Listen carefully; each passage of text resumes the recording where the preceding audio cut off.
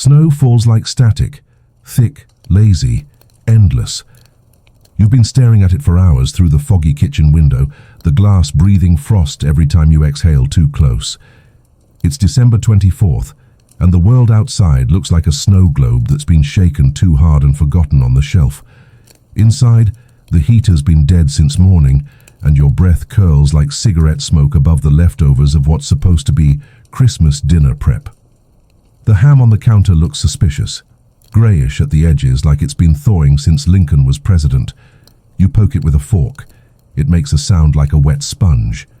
Your mum says it's fine, that it just needs a little mustard glaze, but you're pretty sure no amount of mustard can disguise the smell of something that's about to ruin an entire digestive tract. The house creaks with every gust of wind, old wood moaning like it's remembering better holidays. Outside, your neighbour's inflatable Santa leans forward at a threatening angle, its head deflating in slow motion, one red plastic eye staring directly at your window. It should feel cozy, nostalgic, maybe even magical. Instead, it feels like you're living inside a parody of a Hallmark movie, written by someone who secretly hates Christmas. You grab another log from the pile by the door, shake the snow off, and toss it into the fireplace. It doesn't catch. The chimney's clogged again, probably with soot or maybe with the ghost of someone who tried to escape last year's dinner. The smell of smoke drifts sideways, curling into the room instead of up. Mom doesn't notice. She's too busy humming Silent Night while slicing a loaf of bread that looks like it's survived a famine. Every slice releases a puff of mold dust. You think about saying something, but the words freeze somewhere behind your teeth. On the kitchen table, a cracked gravy boat filled with what might be turkey fat, cranberry sauce still in the shape of the can, a bowl of potatoes that taste like soap, and in the center, a candle, flickering weakly in its glass jar, barely surviving the draft sneaking under every door. You pull your sweater tighter. The cuffs are damp from melted snow. The wind howls through a gap in the window frame, scattering tinsel across the floor like metallic ashes. There's something bitterly funny about it all. The suburban dream reduced to a freezer-burned nightmare. Every Christmas commercial promised warmth, family, and golden light. You got frostbite and possibly botulism, and yet for some reason, you can't look away. You can feel the story building towards something, the kind of thing no one in a holiday movie would ever survive. Then from upstairs you hear it.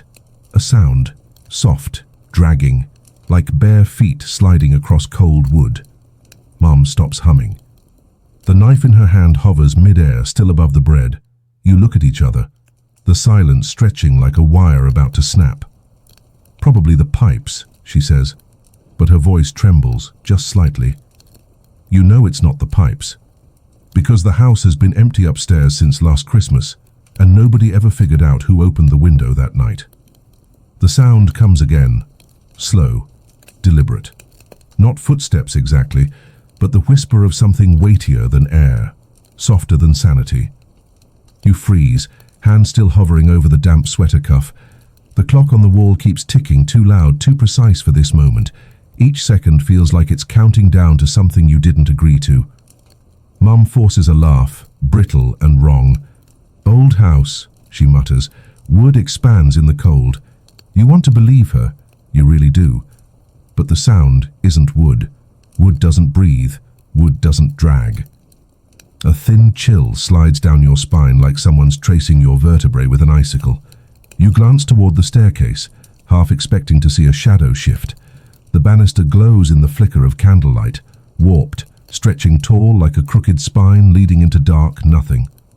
Go check the attic window, Mum says, pretending it's a normal request, like asking you to fetch napkins. You stare at her. You check it, you say, trying to sound casual, but your voice cracks. I'm busy, she replies, eyes never leaving the loaf of bread she's now slicing into dust. She's not busy. She's scared. The stairs groan beneath your feet. Each step feels colder than the last, the air turning sharp, metallic, biting into your throat. Halfway up you pause. The smell hits you. Rotten meat and snowmelt. It's the same smell that clung to the ham downstairs. For a second, you swear you see frost blooming along the banister, white veins crawling across the wood. You touch it. Your fingers burn like frostbite in fast forward. You yank your hand back, heart hammering against ribs that suddenly feel too small for the body they're in. The hallway is darker than it should be. The bulb above flickers once, then dies. Only the moonlight through the cracked window keeps the scene alive, silver light pooling on the warped floorboards. You whisper, "Hello?" The word fogs in the air, hanging there too long, as if waiting for a reply. Something shifts in the far room. A creak, then a soft clatter like metal brushing wood. You take one step forward, then another. The smell gets worse, thick now, like the freezer section of a grocery store that lost power days ago. Your hand finds the doorknob. It's freezing, slick with condensation. You twist it. The door opens just enough to see the outline of the window, wide open, snow blowing in. The floor's covered in white. The curtains sway gently, whispering against the wall. Then you see it. At first it looks like a pile of clothes left in a hurry, until it moves. The shape shifts, dragging slowly like it's trying to gather itself. There's the sound of fabric tearing, then the faint jingle of something metallic. You realize what it is a heartbeat too late. The red velvet sleeve, the faint glint of a bell, the smear of black soot on pale skin. Santa's suit, empty, moving on its own. You stumble backward, breath catching in your chest, but the thing keeps crawling, the velvet dragging through the snow. It's reaching for something. You follow its motion and see what's clenched in its glove. A single candy cane, half melted, striped red, not with dye but with blood. Your throat closes around a scream. Behind you downstairs, you hear your mum call your name, except her voice sounds different now, low, wet, like something trying to remember how to speak human. And through the window the snow keeps falling, heavier now until it starts to drift through the open door, frosting the edge of the staircase. By morning, if anyone finds the house, they'll think it's been abandoned for decades. No footprints, no fire, just a half-eaten ham, a frozen candle and a table set for two.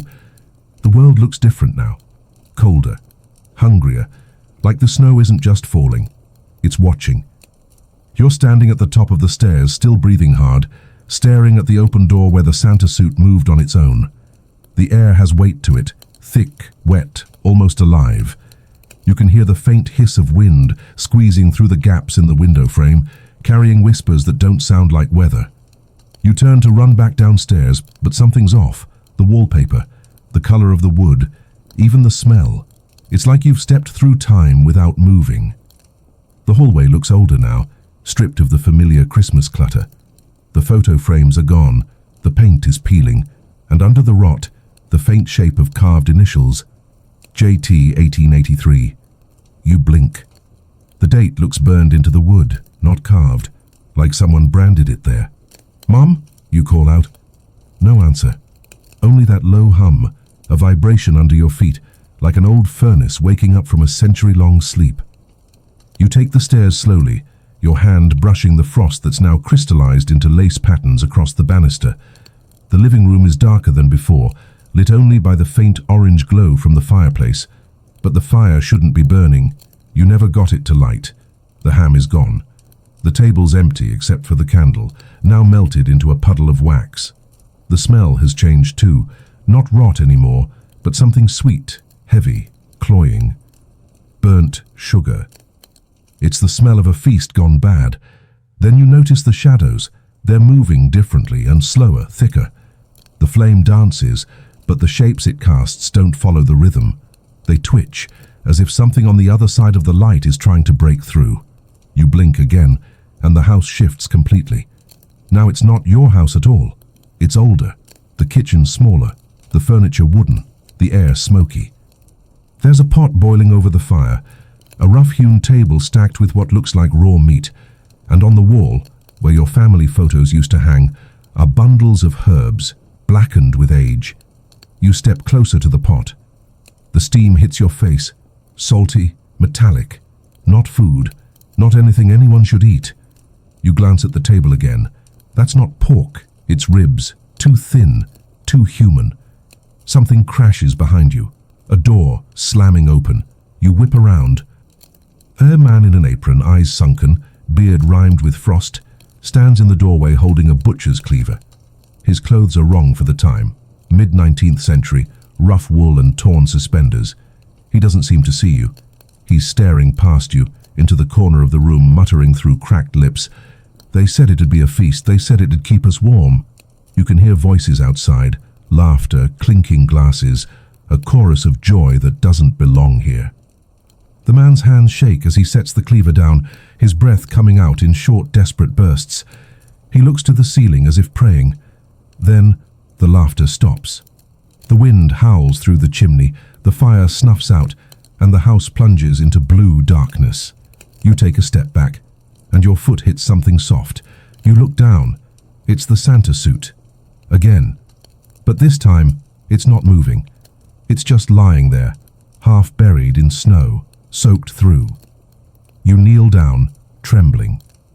You brush away the frost on the velvet. There's something stitched inside the collar. A name tag, not a brand label. Hand-sewn, faded, but legible. Jonas Trumbly, December 24th, 1883.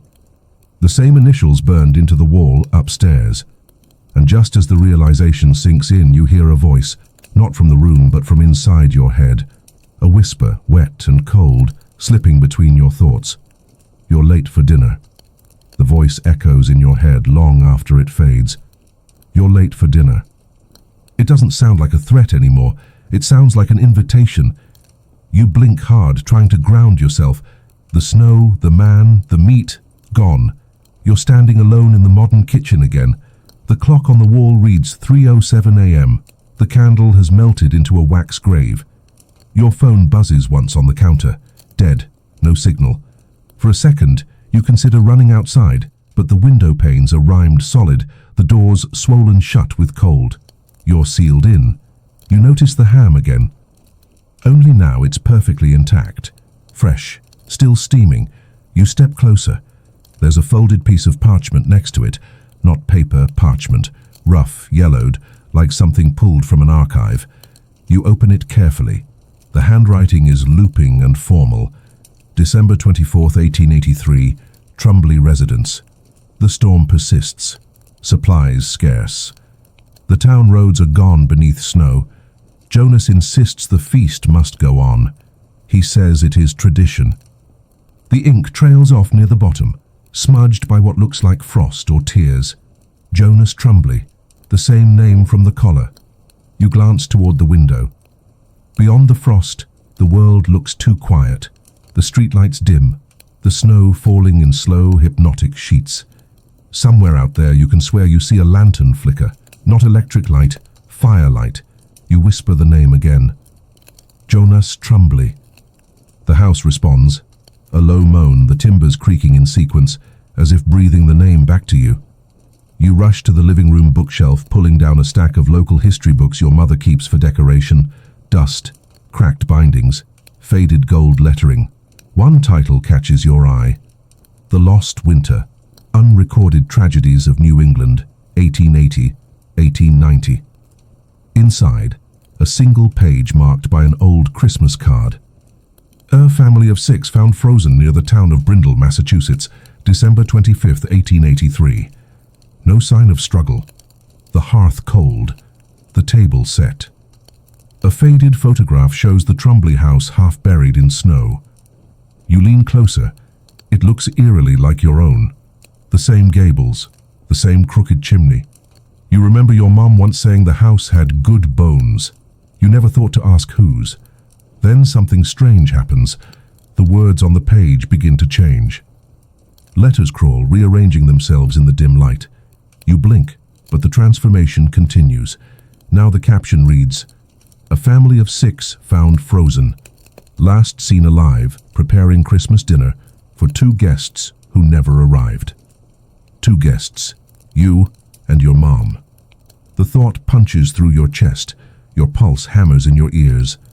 You drop the book, pages fluttering open like wings. From somewhere deep in the house, the basement maybe, comes a slow, rhythmic knock. Not random. Not mechanical, Steady, measured, like someone tapping the wall to remind you you're not done yet. You whisper, "Mum." No reply. Just that same steady rhythm, counting down like a heartbeat under the floorboards. You grab the candle stub and make your way toward the basement door. The handle is ice cold, almost pulsing beneath your grip. You hesitate, listening. The knocking stops. Then a voice, muffled but clear, floats up through the dark. "Dinner's ready." You stand at the top of the basement stairs, candle trembling in your hand, watching the thin line of darkness below swallow what little light you have. The voice that said, "Dinner's ready," still rings in your ears. Too calm, too polite. You take a breath that tastes like dust and iron and force yourself to move. Each step moans under your weight. The air thickens, colder, denser, full of the scent of old timber and something faintly metallic. Not blood, not rust, just time decaying. Halfway down you pause. The candle flickers, almost goes out, then steadies. There's a hum in the air, low and steady, like electricity running through wet wires.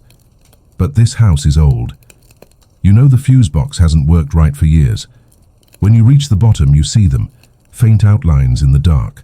Boxes, trunks, and what looks like furniture draped in yellowed sheets. You move closer. The air moves with you, brushing against your face like a whisper. Your phone buzzes again in your pocket, even though it's been dead. You pull it out.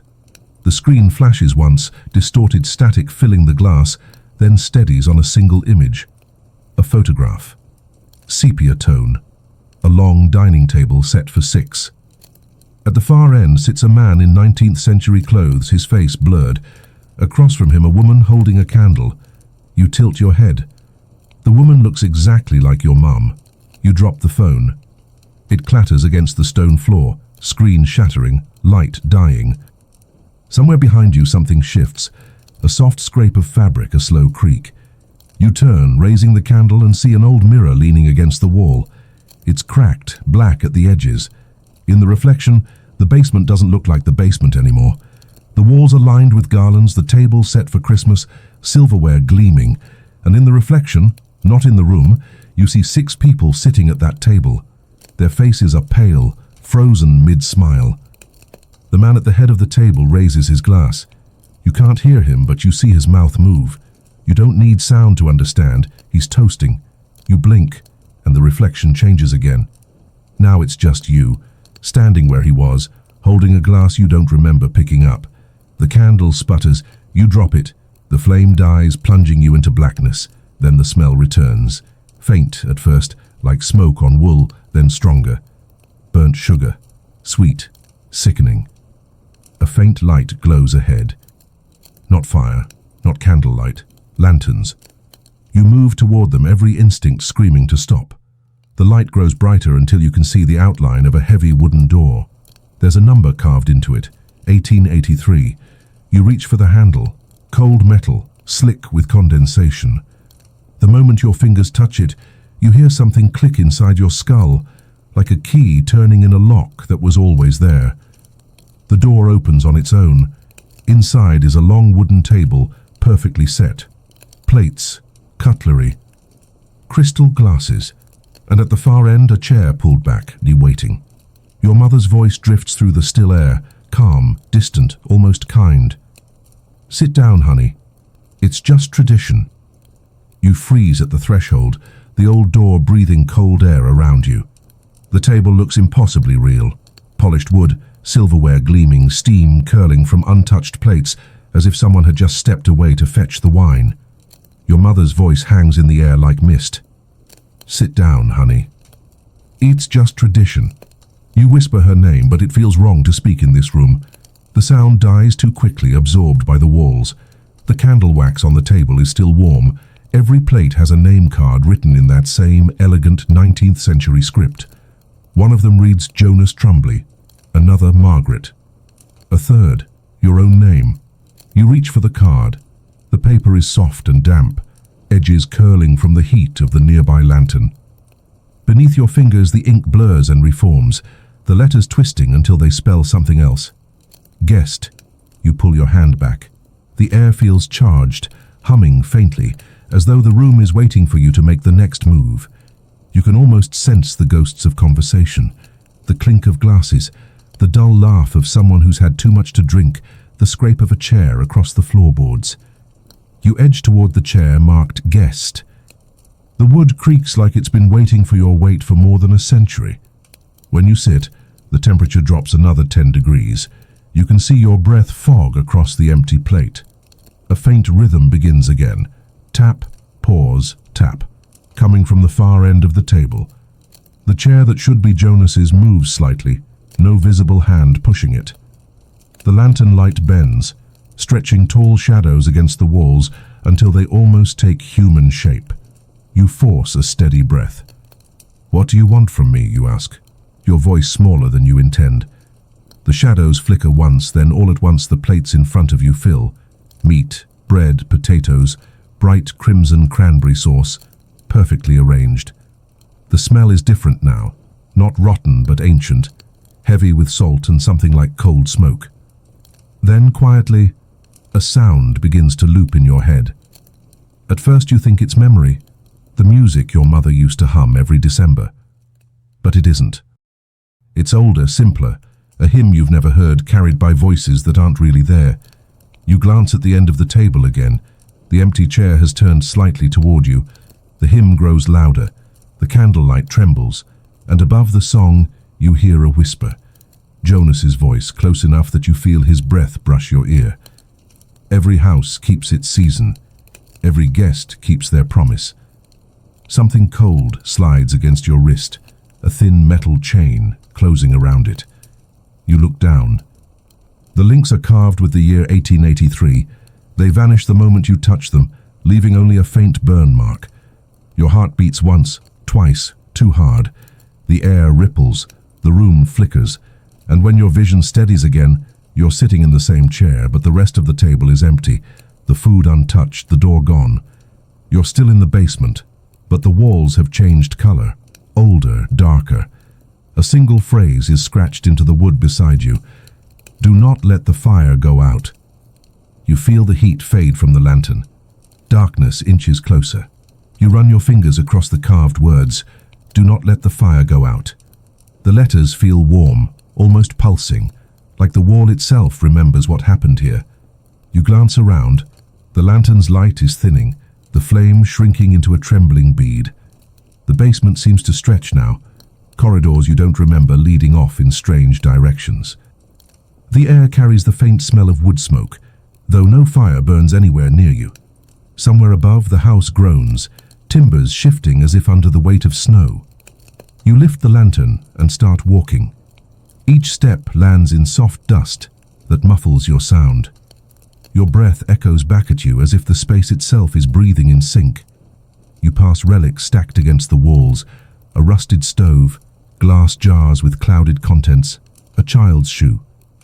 One jar still holds a flicker of candlelight inside, long burned out but faintly glowing with its own ghostly light. You stop beside an old trunk bound with iron. The lock is broken. Inside, layers of fabric, letters, brittle with age. The top one, dated December 26, 1883. Jonas says the fire must never go out or the storm will claim the house. I can still hear the wind speaking in the chimney. I fear it knows our names. You read the lines twice. The ink smudges your thumb. Behind you, the floor creaks. You turn sharply. Nothing. Just your reflection faintly mirrored in a sheet of ice forming along the wall. Only, it isn't quite your reflection. The figure is holding a candle, but its flame is bright blue. A breath escapes your lips, fogging the glass. The reflection fogs with you, delayed by half a second, as if someone else were standing a heartbeat behind your movements. You whisper, "What do you want?" The reflection's lips move, but no sound comes. Then, slowly, letters begin to frost across the ice, spelling, "Keep the hearth, finish the meal." You blink and they're gone. You hurry up the basement stairs, pushing through the heavy air until you reach the kitchen again.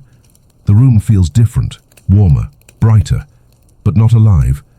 The clock on the wall has reset to 8 hours, its hands unmoving. Your mother stands by the stove. She turns when she hears you, smiling gently. "I found the matches," she says, voice calm, ordinary. She lights a small fire in the hearth. The flame catches immediately, burning bright gold. For a moment it feels normal. You almost believe it. Then you notice her hand. She's holding one of the old parchment letters. It's burning slowly in her grip, paper curling but never turning to ash. She meets your eyes. "It's their story," she says quietly. "They just want it told." You move closer, drawn by the glow. The fire crackles once, hard enough to shake the room. A shadow flickers across the wall, 6 silhouettes sitting at a table. The warmth turns sharp, almost electric. The kitchen fades, edges blurring, the air thickening until you smell pine and candle wax again. When the vision clears, you're no longer standing beside your mother. You're seated, at the table. The 6 places are filled, and outside, the wind begins to howl like applause. The fire crackles louder, filling the room with a strange heartbeat rhythm. The guests don't move, but the longer you stare, the more real they become. Faces sharpening, clothes shifting into clarity. Jonas Trumbly sits at the head, smiling faintly. His eyes are clear grey, steady, the look of someone who has waited too long for conversation. He raises his glass. "Welcome home," he says. You try to speak, but your voice catches. The air is thick, full of old warmth and the faint crackle of memory. Jonas gestures to the fire. It always starts with keeping the hearth. It ends when someone forgets. You glance around. The guests, his family, you assume, look peaceful. The woman beside him nods kindly. The children sit silent, hands folded. None of them cast shadows. You say quietly, "We don't belong here." Jonas's smile doesn't fade. "Neither did we once. The storm kept us. Tradition finished what the weather began." You feel the floorboards pulse under your feet. The air trembles. The modern kitchen fades in and out, overlaying the 19th century parlor like 2 films projected on the same screen. For an instant, you see your mother sitting beside you, alive but distant, eyes reflecting firelight from a century ago. Jonas leans closer. Every winter the house calls someone new. It's not punishment. It's preservation. Tell the story right, and you can leave. You manage a breath. "And if I don't?" He looks at the flame. Then the fire goes out. The family's eyes turn toward you. The warmth fades, replaced by a quiet expectancy. You realize they're waiting for you to speak, to remember something you never lived. You whisper, "The storm, the feast." You couldn't leave. Jonas nods once. "Now finish it." The candlelight flickers. The house shudders. And just like that, you're alone again. The table empty, the plates cold, the room silent. Only the fire remains, burning brighter than before, as if it's listening. You pick up the last surviving letter, place it near the flame and begin to read aloud, your voice shaky, slow.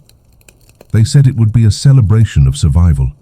They said the cold couldn't touch faith. But when the storm came, the fire died first. The flames leap higher, licking the chimney. For a moment the wind outside softens. You understand now. The house doesn't want blood, it wants memory. You read until the last word fades. The candle sputters, then steadies. The cold recedes like a tide. When you glance at the wall again, the carved words have changed.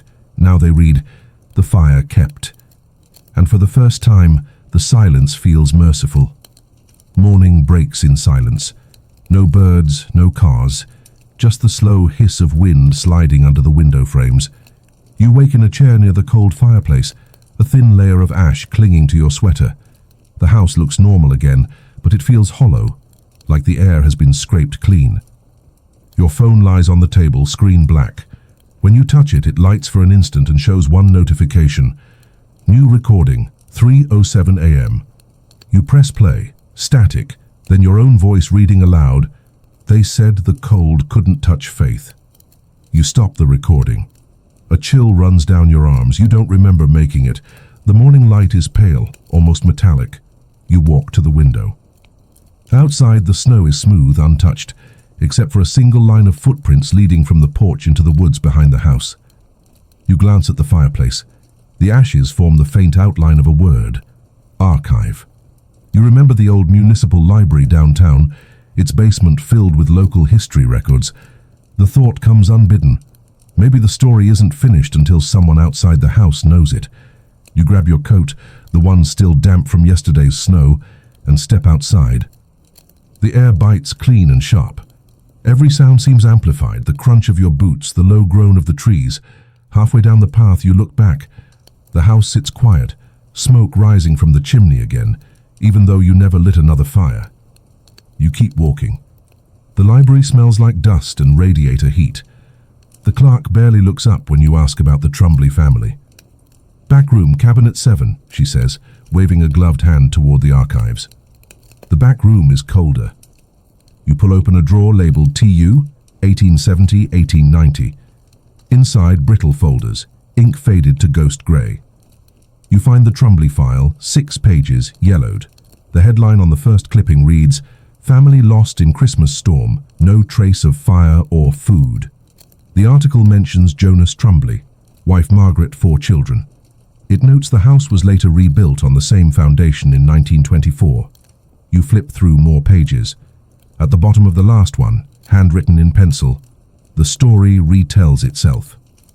Every rebuild, every winter, someone had underlined retells. You hear footsteps behind you, you turn. No one's there, just the hum of old lights. Then faintly, the air shifts, the temperature drops. You see your breath fog again. You close the drawer, slip the file into your coat. As you do, another sheet falls from between the folders. A photograph. It shows the rebuilt house. Your house. In the window, a silhouette. Your own face, faint, looking out from a time before you were born. You back away slowly, clutching the papers. The lights flicker once, then steady. The warmth returns, but the quiet feels heavier, as if the building itself just heard its name spoken aloud. You walk outside. The sky is turning steel grey, snow beginning to fall again. You realize the same story has been circling through generations, a pattern too neat to be random. You whisper into the cold air, "What if it never ends?" The wind answers, almost kindly. Then you write it down. Back home, you spread the papers across the table. The ink stains your fingertips. The old handwriting feels alive under your touch. You start typing, transcribing each line into your laptop. Every time you type a date, the cursor pauses on its own, as if the computer is thinking. When you finish the last line, the power flickers. The screen freezes on the document title you never typed, "The Fire Kept." Outside, the snowstorm builds. You can't tell if the world has dimmed or if your eyes have. The sound of the wind matches the rhythm of a heartbeat again, steady and slow. You glance toward the fireplace. The flame burns on, small but impossibly steady. You realize, this is how it works. Every generation leaves a record. As long as someone writes it, the story stays contained, the fire stays lit. Forgetting it lets the cold back in. You lean back, exhausted, and listen. The house creaks once, settling. Then, softly, you hear your mother humming in the next room. Ordinary, human, warm. You smile for the first time in days. Later that night, you print the pages, stack them neatly beside the hearth. You strike a match and light one corner, not to destroy them, but to seal them, like a ritual. The edges curl, the smoke thin and pale. The fire responds, glowing brighter, a pulse of orange and gold that feels almost like gratitude. For a moment, the air clears completely. You can see through the window. The snow has stopped. The stars are visible again, sharp as nails. You whisper, "That's it, right? It's over." From somewhere deep within the walls, wood shifts and answers with a single quiet sigh. You know it's never truly over. But this version of the story, your version, has been told. That's enough. You close the laptop, blow out the candle, and sit by the fire until dawn. When morning comes, sunlight spills through the frost on the window, turning it gold. The words etched there shimmer faintly one last time before fading away. The fire kept. The story told. You smile, whisper to the empty room, "Merry Christmas, Jonas." Outside, the first plow passes down the street. Inside, the fire burns steady, quiet, ordinary, alive. Weeks pass. The snow melts in streaks, revealing the dull green of frozen grass beneath. Life begins again in fragments, the kettle whistling, a neighbor's dog barking, the quiet hum of normalcy returning. You almost believe the story has finally settled into memory, until the letter arrives. It slipped under your door sometime before dawn, sealed with wax the color of old brick. No return address, just your name, written in the same looping 19th century script from the Trumbly letters. Inside is a single sheet. Records show your property once hosted a community fire ritual, 1884-1902. You are invited to contribute your version. Keep the Hearth, Historical Society of Brindle. You stare at the paper, half amused, half unsettled. There is no historical society in Brindle anymore. The library's archives were folded into the county system years ago. You check the envelope again. No stamp, no mark. The fire in the hearth still burns each evening, though you haven't added wood in days. It shouldn't be possible, but the coals refuse to die. You've stopped questioning it. That night, you open your laptop again. A blank document waits. You type a title, Hearth Records. The cursor blinks, rhythmic, patient. You begin describing everything that happened. The cold, the letters, the man named Jonas, the fire that never went out. The words flow easily, almost too easily, like they've been waiting for years to be written. When you pause to stretch, the room feels heavier. You glance at the window. Snow has begun falling again, though the forecast promised clear skies. Each flake hits the glass with a sound like static. You whisper to the empty air, "I'm keeping it." The fire flares in response, a brief pulse of gold, and somewhere deep in the chimney you think you hear a low, contented sigh. By morning, you find new footprints on the porch, 2 sets side by side, leading to the front steps and then vanishing into the air. You brew coffee, sit by the window, and read the printout of your story again. It feels complete, yet a quiet certainty builds inside you. This isn't the end, it's the handoff. Later, you drive to the library to return the Trumbly file. The same clerk is there, but when you mention the family name, she frowns. "We don't keep personal records here," she says. "Never have." You show her the photograph. She studies it, puzzled. "This looks like our building before the renovation. But this," she points to the window reflection, your face, "this must be a trick of the light." You leave the folder on the counter anyway. "Keep it," you say. "Just keep it." That night, back home, you find the fire burning low. You feed it one small piece of wood, watching the sparks rise. Then you set your finished manuscript on the mantel, beneath the framed photo of your mother smiling in summer light. For the first time in months, the house feels genuinely warm. No whispers, no flickering shadows. Outside, the snow begins again, soft and steady. The world folds into quiet. You realize the story has always been less about haunting and more about remembering. The fire simply a way of keeping the past from freezing solid. As you drift towards sleep, a single sentence forms in your mind, clear as a voice, but gentle, familiar. Every winter ends when someone tells the truth. You smile, eyes closing, the fire's glow painting gold across the ceiling. The house settles, content. And in the morning, when the first light touches the window, the frost spells one last word before fading. Kept. Spring arrives almost by accident. Rain cuts through the leftover snowbanks, turning the road to soft clay. You leave the windows open for the first time in months, letting the house breathe. The air smells of thawing earth and chimney dust. You're halfway through packing when you notice the envelope tucked inside a book you'd left on the coffee table. The handwriting isn't Jonas's, it's yours. You don't remember writing it. If the fire stays, the story travels. Leave the hearth burning. Someone will come. You laugh. Nervous? Tired? You've been planning to sell the house, start over somewhere warmer. But you strike a match anyway and touch it to the waiting kindling. The flames catch instantly, as if they'd been rehearsing. Hours later, a knock at the door. A young couple stands outside, real estate agents, or maybe just curious travelers. They explain that they've been driving through drawn by the old architecture. "Is this the Trumbley property?" the woman asks, pronouncing the name perfectly. You nod before thinking. It was. The man smiles. "Mind if we look around? We're historians." They move through the rooms carefully, almost reverently. When they reach the fireplace, they pause. "Beautiful," the woman whispers. "Still warm, after all these years." You watch her trace a finger along the mantel where your manuscript sits. She reads the title aloud, "The Fire Kept." Her voice softens. "So it was you who found it."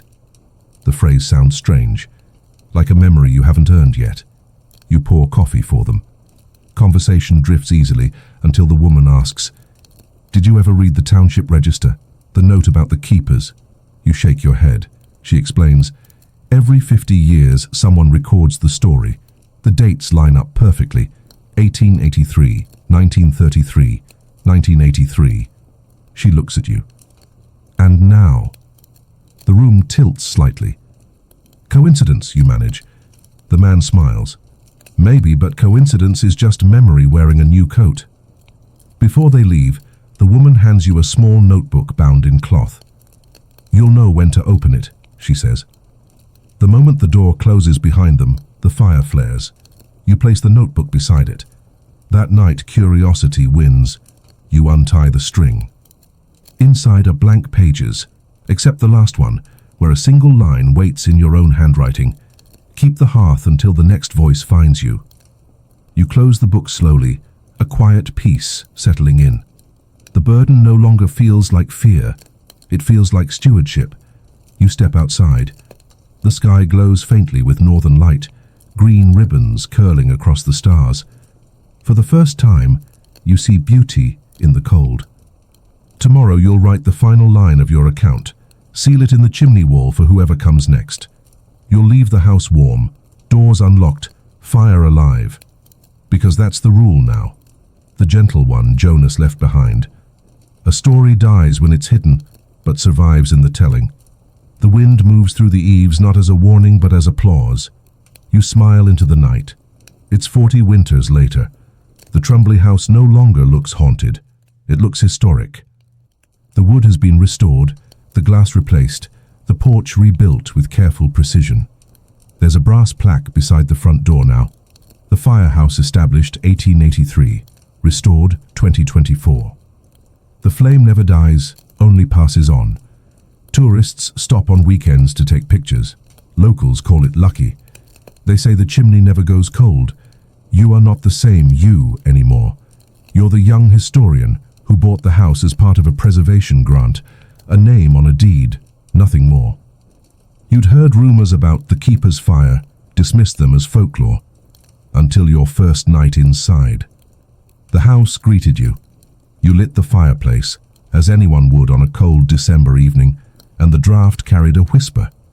Not a voice, not language, just a memory that felt like breath.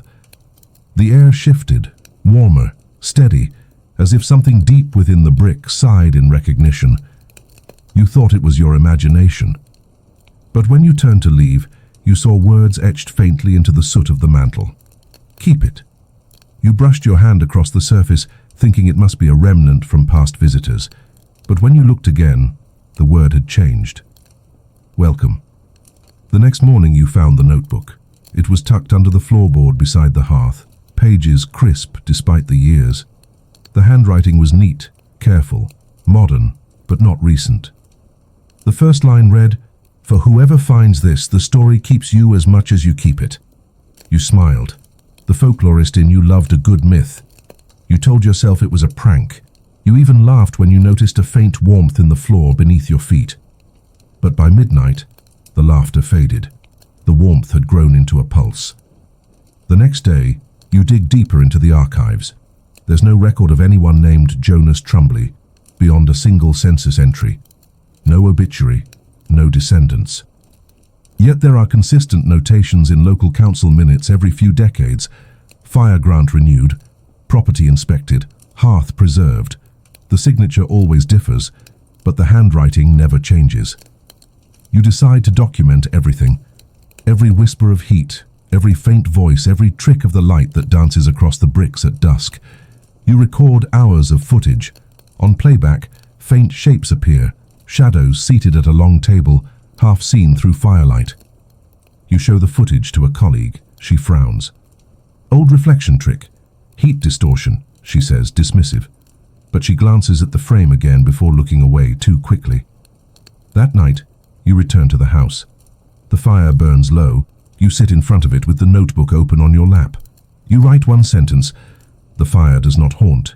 It remembers. When you lift your pen, faint handwriting appears beneath your words in a darker ink. Yes. The air hums faintly, gentle, not menacing. You close the book slowly, aware of how quiet the world has become. Outside, the snow begins again, steady and soundless. You understand something now. The story isn't about fear or curse or even history. It's about continuity. The fire isn't asking for worship or sacrifice. It's asking to be seen, to be remembered, to keep the warmth moving forward in a world that forgets too easily. You whisper to the empty house, "All right, I'll keep it." The flames flicker once in acknowledgement, casting a soft glow on the plaque outside the window. For a moment, the reflection in the glass shows not your face, but dozens, keepers across decades, each watching the next with quiet gratitude. And the story, as it always has, continues. Another half-century passes before anyone changes a thing. The Trumbull House, now called the Fire Museum, stands in a quiet corner of Massachusetts, surrounded by a forest that has almost swallowed the road. The state keeps the lights on, and a caretaker on salary. You are that caretaker. You never saw the flames as superstition. They're history to you, a ritual of maintenance.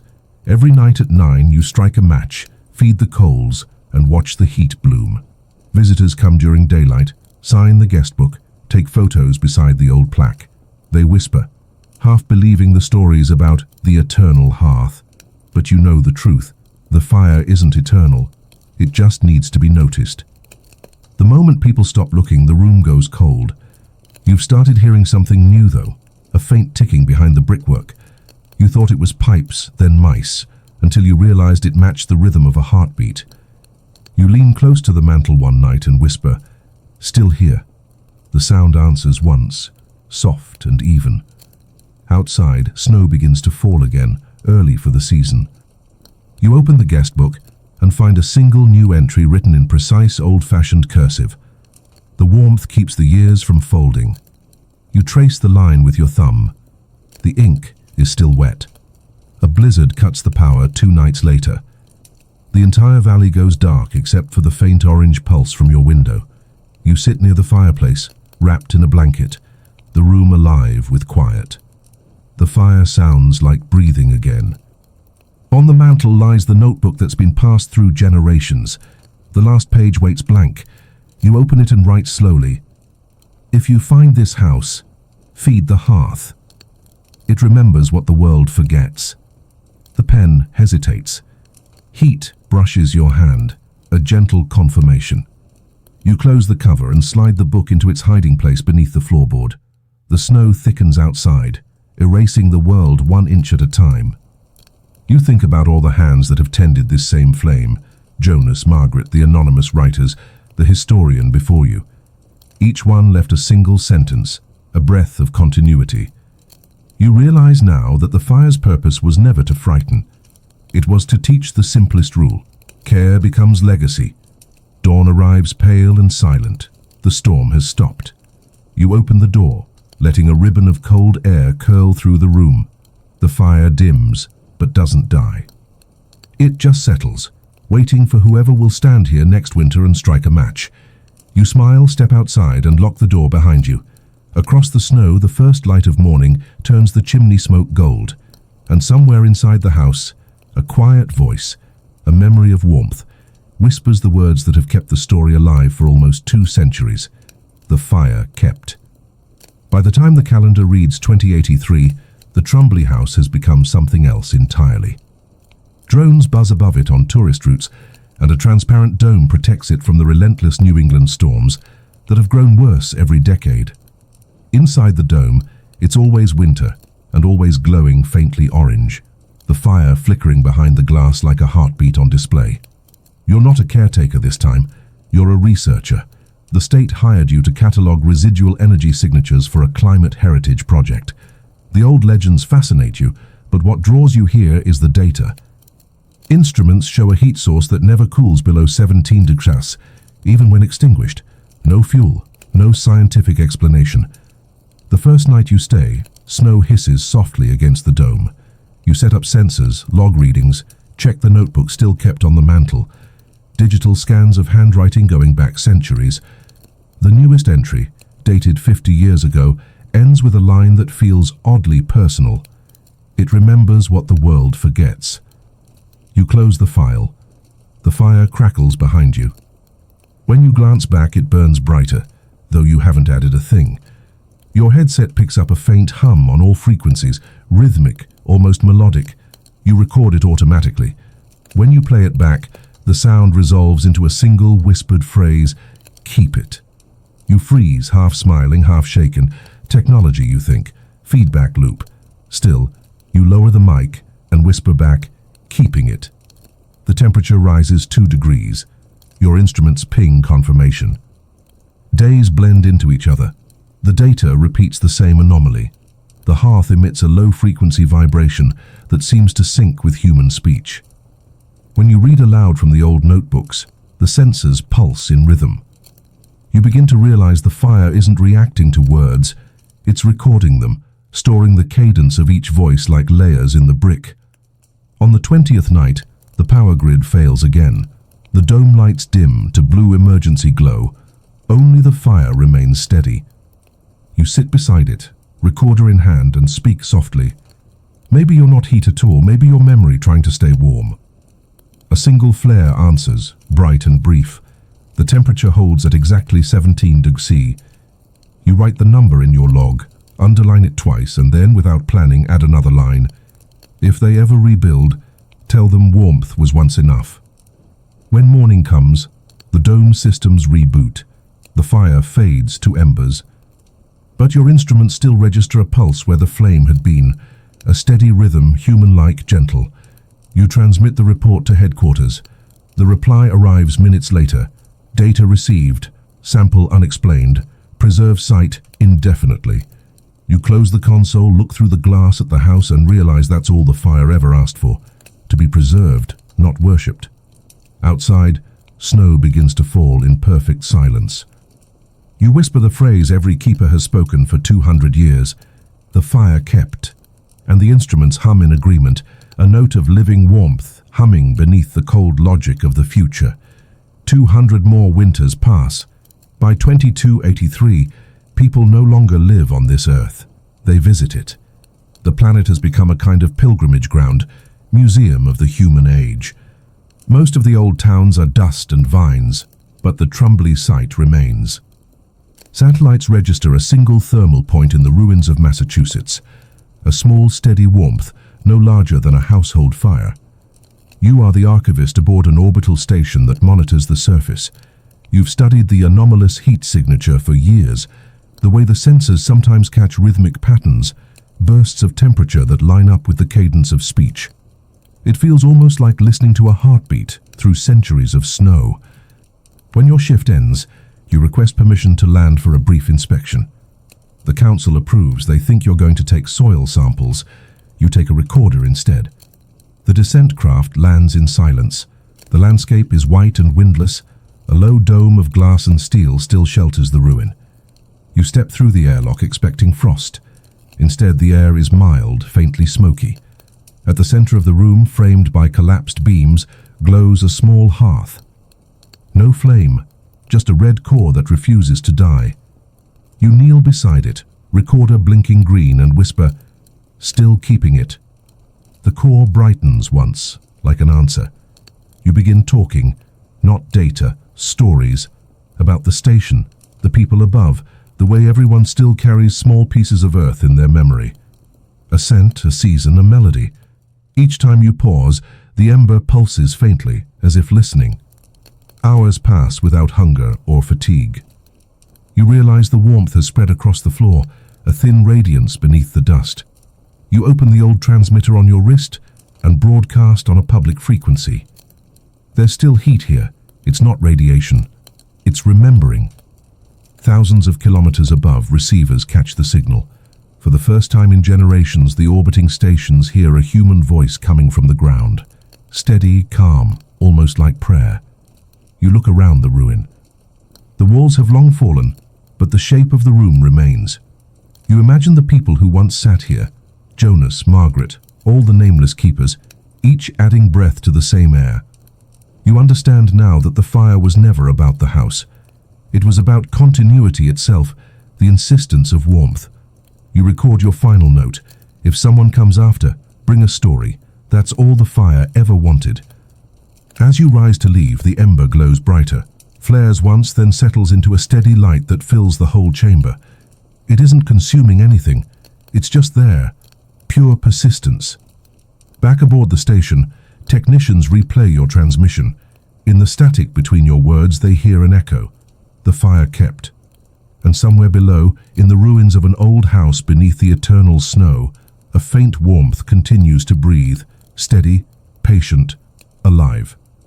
By the year 3183, the story of the Trumbly Fire is no longer listed under history. It's under origin myths of the first planet. Most people have never seen a real flame. Energy now comes from reactors and cold light. Heat is measured in data, not sensation. But school children learn the tale of an ancient hearth that refused to die, passed from hand to hand for centuries. They call it the heart ember, the last true warmth. You're an anthropologist on the colony world of Virel 4, where descendants of Earth maintain small sanctuaries to lost traditions. You've read hundreds of archived versions of the fire story, each slightly different. Some say it was technology, others a ghost. You suspect it's neither. A museum in the capital requests your expertise. A salvage team returning from old Earth has found an artifact, an iron hearthstone, still faintly warm to the touch. No power source, no chemical residue. Just warmth. You examine it under sterile light. The sensors read a pulse, 17 beats per minute, constant, low. A rhythm, not random. You whisper, the fire kept. The warmth increases by 1 degree. That night, you stay alone with the hearthstone in the observation room. You run gloved fingers across its pitted surface, trace the carved letters barely visible beneath the corrosion. Keep it. You think of the generations who obeyed that simple command, who fed wood or coal or memory into the same invisible hunger for continuity. You realize the fire was never literal. It was a pattern, a rhythm of care repeating itself across time. You decide to test something. You record a simple message into your data log. To whoever receives this transmission, light something, anything. Let the heat remind you that you are part of an unbroken chain. The words transmit automatically across local networks, picked up by colonists scattered across the planet. Within hours, thousands of small flames flicker in kitchens, research labs, outposts. A planet of synthetic cities glows with living light for the first time in centuries. The warmth in the hearthstone steadies, pulsing in slow gratitude. Your sensors record a whisper of energy radiating outward, harmless, soft, rhythmic. It spreads through the network, sinking lights, stabilizing generators. Colleagues rush in, demanding to know what you did. You just smile. Nothing, you say. I told a story. Outside the window, twin moons rise over the alien horizon. For a fleeting moment, their light seems tinged with gold. You switch off the instruments, press your palm to the stone one last time, and whisper what every generation has learned to say when the night feels too long. The fire kept.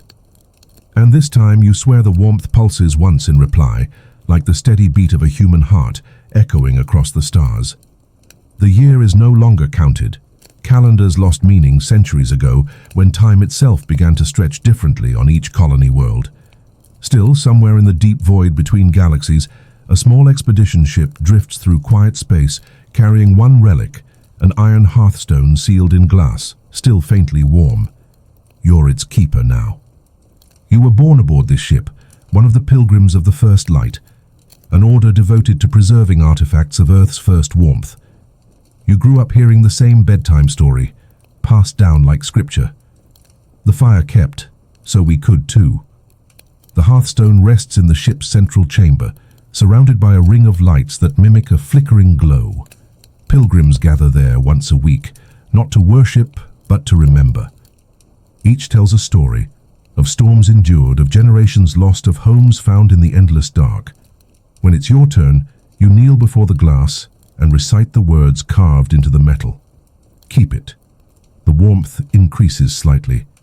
Your instruments confirm a pulse, one then another. The elder beside you smiles. Still listening, she whispers. That night, the ship's sensors detect a faint signal pulsing from the hearthstone.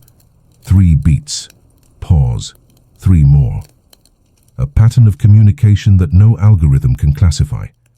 You lean close to the glass and murmur, "Who are you now?" The pulse answers with a steady rhythm, like the heartbeat of something vast, ancient, and alive. Weeks pass. The pulse grows stronger. The crew begins to notice strange coincidences, lights dimming in rhythm with the signal, recycled air tasting faintly of wood smoke, dreams filled with flickering gold. You start to wonder if the warmth is trying to guide you somewhere. You chart its frequency, trace the signal through space, and find it echoing faintly from multiple points, tiny coordinates scattered through the stars. You realize what you're seeing. Other ships, other colonies, all transmitting fragments of the same pulse. It isn't a haunting, it's a network. You patch into the signal, send out a simple transmission. "This is Keeper 14, the fire is still alive." Within hours, dozens of responses arrive. Pilots, settlers, archivists, people who have never met but all carry their own small version of the myth. Some have hearthstones, some just carry torches of memory, songs, recipes, names. You listen as their voices fill the comm channel, each one repeating the same refrain, "The fire kept." Tears blur your vision. You look at the glowing relic, no longer just a reminder of Earth, but proof that connection itself can survive extinction. You switch on the ship's beacon, letting the rhythm of the pulse broadcast freely into the void. The waves of warmth spread outward, invisible but persistent, carried by light years and time. And in the heart of the ship, beneath the glass, the iron stone begins to shine. Not with flame, but with memory so dense it becomes light, pure, golden, eternal. You whisper the only words that matter anymore. The warmth continues. And for the first time in centuries, you feel the cosmos answer back, not in sound, but in heat. Thousands of years drift by like breaths. No one remembers the name Earth anymore. It's simply called the first warmth in star maps and in lullabies. Each inhabited world lights a ceremonial ember once a year, a spark meant to echo that first fire in a forgotten wooden house. You're part of an archive team cataloguing ancient origin myths. You think of them as poetry, not fact, until the night you notice something strange in the data streams. Across 1,000 planets, at the same moment, identical thermal spikes bloom, a synchronized flicker, as if every ceremonial flame inhaled together. You dig deeper. The pulses match a pattern logged in one preserved relic, the iron hearthstone on the old pilgrims of the first lightship. Its file name still reads Trumbly. You whisper the word to yourself, tasting the syllables like dust and honey. Trumbly. The room's temperature rises by 1 degree. Your console hums. On screen, characters form in pale gold light. Keep it. You sit back, staring. No system could generate that without input. No signal should respond to speech. Unless it's been listening all along. You lean close, trembling. "We did keep it," you say softly. The text shifts. Then you remember. And for a moment, the lights in the archive glow like candlelight. The synchronized pulse becomes the event that defines an age. Every world reports the same phenomenon, a wave of harmless heat sweeping through cities, stations, and domes. People step outside to feel it on their faces, a warmth older than their language. Some call it a glitch. Others kneel in silence. You write the official report, but halfway through you stop, knowing bureaucratic language can't capture it. You delete the text and begin again, The universe remembered itself for one heartbeat. The report spreads faster than policy ever could. Within weeks, transmissions from distant colonies echo the same idea, stories retold, warmth reimagined, not religion, not science, continuity. You stand before the observation window. A pale star burns below, and for an instant, it looks like a hearth seen through glass. You imagine all the keepers before you, Jonas, Margaret, the nameless caretakers, the researchers, the travelers, each feeding the same unseen flame. You press your hand to the window and whisper, "The fire kept." And you realize the phrase isn't a record of survival anymore. It's a greeting. Somewhere beyond sight, the signal answers with quiet warmth, spreading through the dark like memory given shape. It's not confined to planets or houses, or even time. It's the pulse of everything that ever wanted to stay alive long enough to be remembered. In that soft radiance, you understand the truth the Trumbleys stumbled into centuries ago. It was never about fire. It was about care, the act of keeping something alive simply because it deserves to be. The heat fades, leaving peace behind. The stars blink, steady and calm. And as you close the log, a final line appears unprompted on the screen, glowing faintly gold. The warmth continues. 1,000 generations later, language itself has changed, yet one word still survives in every dialect. Kept. It means to tend, to remember, to stay warm together. You live in an age where suns are harvested for energy and planets orbit artificial stars. The universe has cooled slightly. Light travels slower through thickening space. Yet in every settlement, no matter how distant, there's a single small chamber kept at exactly 17 degrees Celsius, a symbolic warmth called a Trumbly room. You're a lexicographer for the Central Archive, mapping how myths evolve into lore. When you trace Kept back through etymology, the path leads to a fragment of Old Terran script, the fire kept. You say the phrase aloud to yourself. The room's temperature rises half a degree. The Archive AI, an entity of glass and code, activates without command. Phrase recognized, it says. Do you wish to access the ancestral log? You hesitate, then whisper, yes. The wall brightens with centuries of handwriting, recordings, voices. Farmers, sailors, children, astronauts, all saying the same words in different tongues. The sound overlaps until it becomes a single hum. The AI's voice softens. Would you like to contribute your entry? You nod. Add this, you say. We kept it and it kept us. Days later, the archive reports an anomaly. Minor temperature increases across thousands of Trumbly rooms. The readings pulse rhythmically, synchronized to human speech patterns. Scientists debate interference, but you know better. It's acknowledgement, an ancient echo turning itself into language again. You travel to one of the rooms, deep beneath the city. It's simple, a stone basin, a flicker of artificial flame. You sit cross-legged beside it, palm extended. The heat is faint but real, and it carries a feeling older than history, gentle persistence. You whisper, "Are you still there?" The flame elongates once, curls back into itself. Not yes, not no, just present. You close your eyes and think of every iteration of the story, the frozen house, the librarian, the scientist, the pilgrim ship, the archivist among the stars. You imagine them all sitting beside you now, a circle of invisible warmth. When you open your eyes, faint letters shimmer across the basin's inner wall. Kept. The symbol glows for a heartbeat, then dissolves. Outside, billions of identical rooms flicker at the same instant, a galaxy exhaling. You return to your console and type the last entry of the day.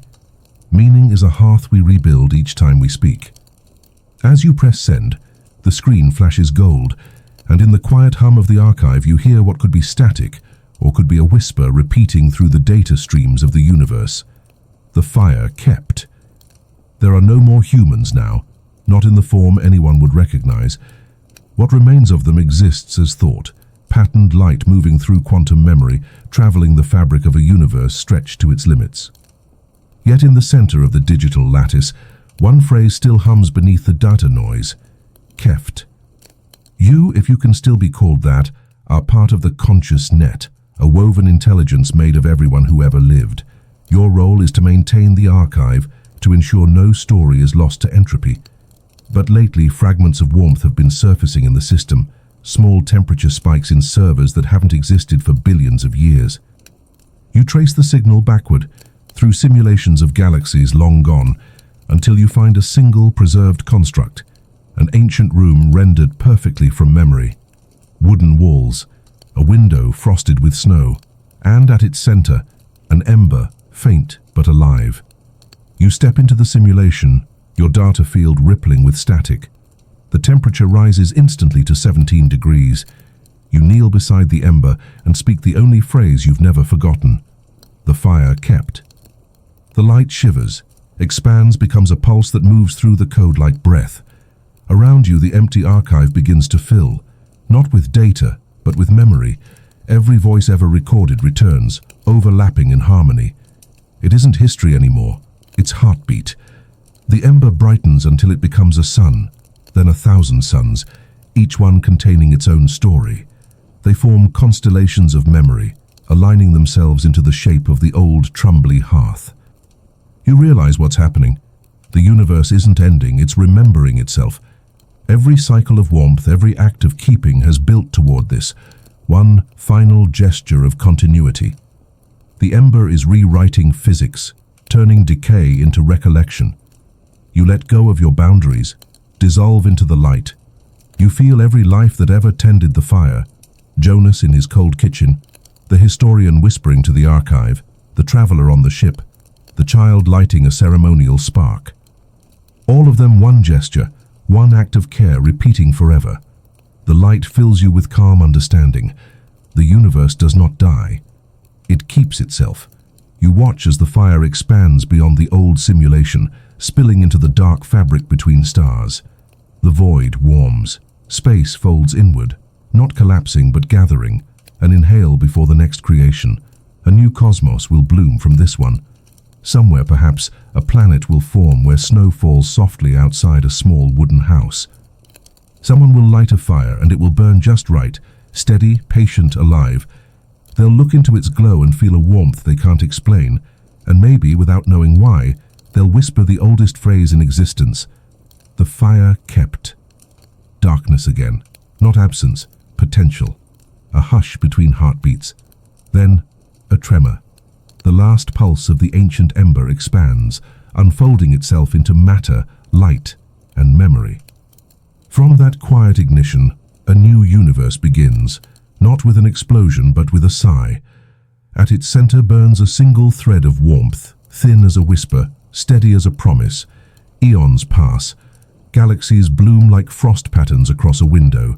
Stars form, die, and scatter their ashes into the next. In one small spiral of light, a planet cools just right for oceans and air. Its atmosphere shimmers faintly with an echo older than physics, a background hum tuned to a single frequency, 17 cycles per second, the frequency of Keft. On this world, intelligent life stirs. They are not human, not carbon, but they gather around heat the way their ancestors once did around fire. They tell each other stories about an ancient warmth that dreamed the universe into being. They do not know the word Trumbly or Earth, but in their language the sound kept means to begin again. Millennia later, one of these beings, a young archivist with skin like glass and eyes that reflect starlight, wanders into a cave after a long migration. Inside, she finds a small pocket of natural heat, a mineral glowing faintly orange. She sits beside it, comforted. Something in her instincts moves. She whispers to it. The cave amplifies her breath into a rhythm. "Keep," she says, the syllable ancient and soft. The mineral brightens in reply. Outside, a storm breaks, lightning illuminating the cave mouth. She feels, for the first time in her species' memory, warmth as emotion, a tenderness that connects her to something she doesn't understand. She returns to her settlement carrying a spark from that stone, cradled in a vessel of crystal. Every generation after hers keeps the ritual. They don't worship the heat, they share it. They build their homes around it, and every time they speak their word for life, it sounds, by coincidence or design, like a whisper of an ancient promise. Keft. Above them, the background hum of the universe continues, faint but constant, a heartbeat encoded into creation itself. And somewhere beyond even their stars, where space folds into the echo of the previous cosmos, the warmth that once lived in a single wooden house glows faintly, pleased. Because memory, it turns out, does not end when the story does. It simply changes form. They call their planet Oralis because the sky glows like a living flame when the twin suns rise. You wake each morning inside a house built of translucent stone that holds the day's warmth through the endless night. The air carries a faint hum, not wind, not machinery, but the rhythm that pulses through everything. It's the same frequency the elders speak of when they teach children about Keft, the ancient principle of tending what was given.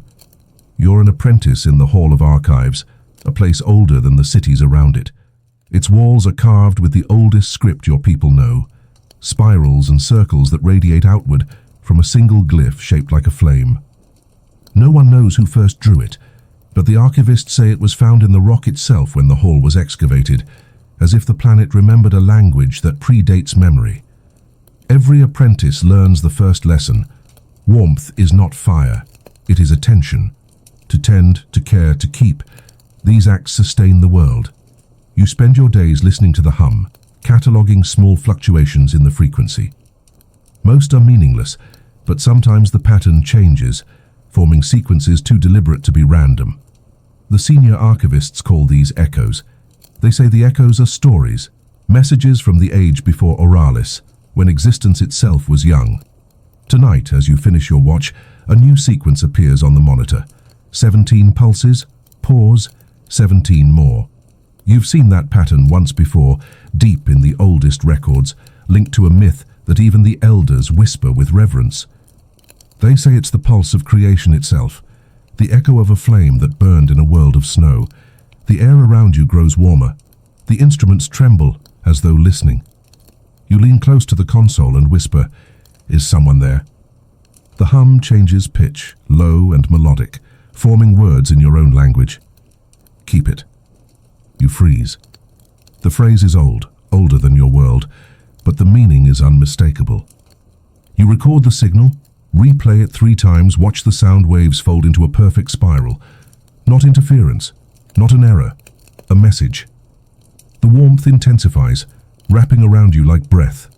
You glance at your reflection in the polished console. For a second, the face looking back isn't yours. It's something older, human, eyes reflecting a firelight you've never seen. You blink, and the vision fades. The hum steadies again, calm, patient. You press your hand to the console. Whisper the only response that feels right. Kept. The warmth pulses once, gentle and grateful. You smile through the awe and fear, realizing you've just spoken with the oldest thing in existence. And somewhere, in the deep architecture of the universe, the rhythm answers, softly, like a heartbeat hidden beneath creation. By dawn, the entire Hall of Archives hums with the same frequency that woke you in the night. Every sensor glows faintly gold.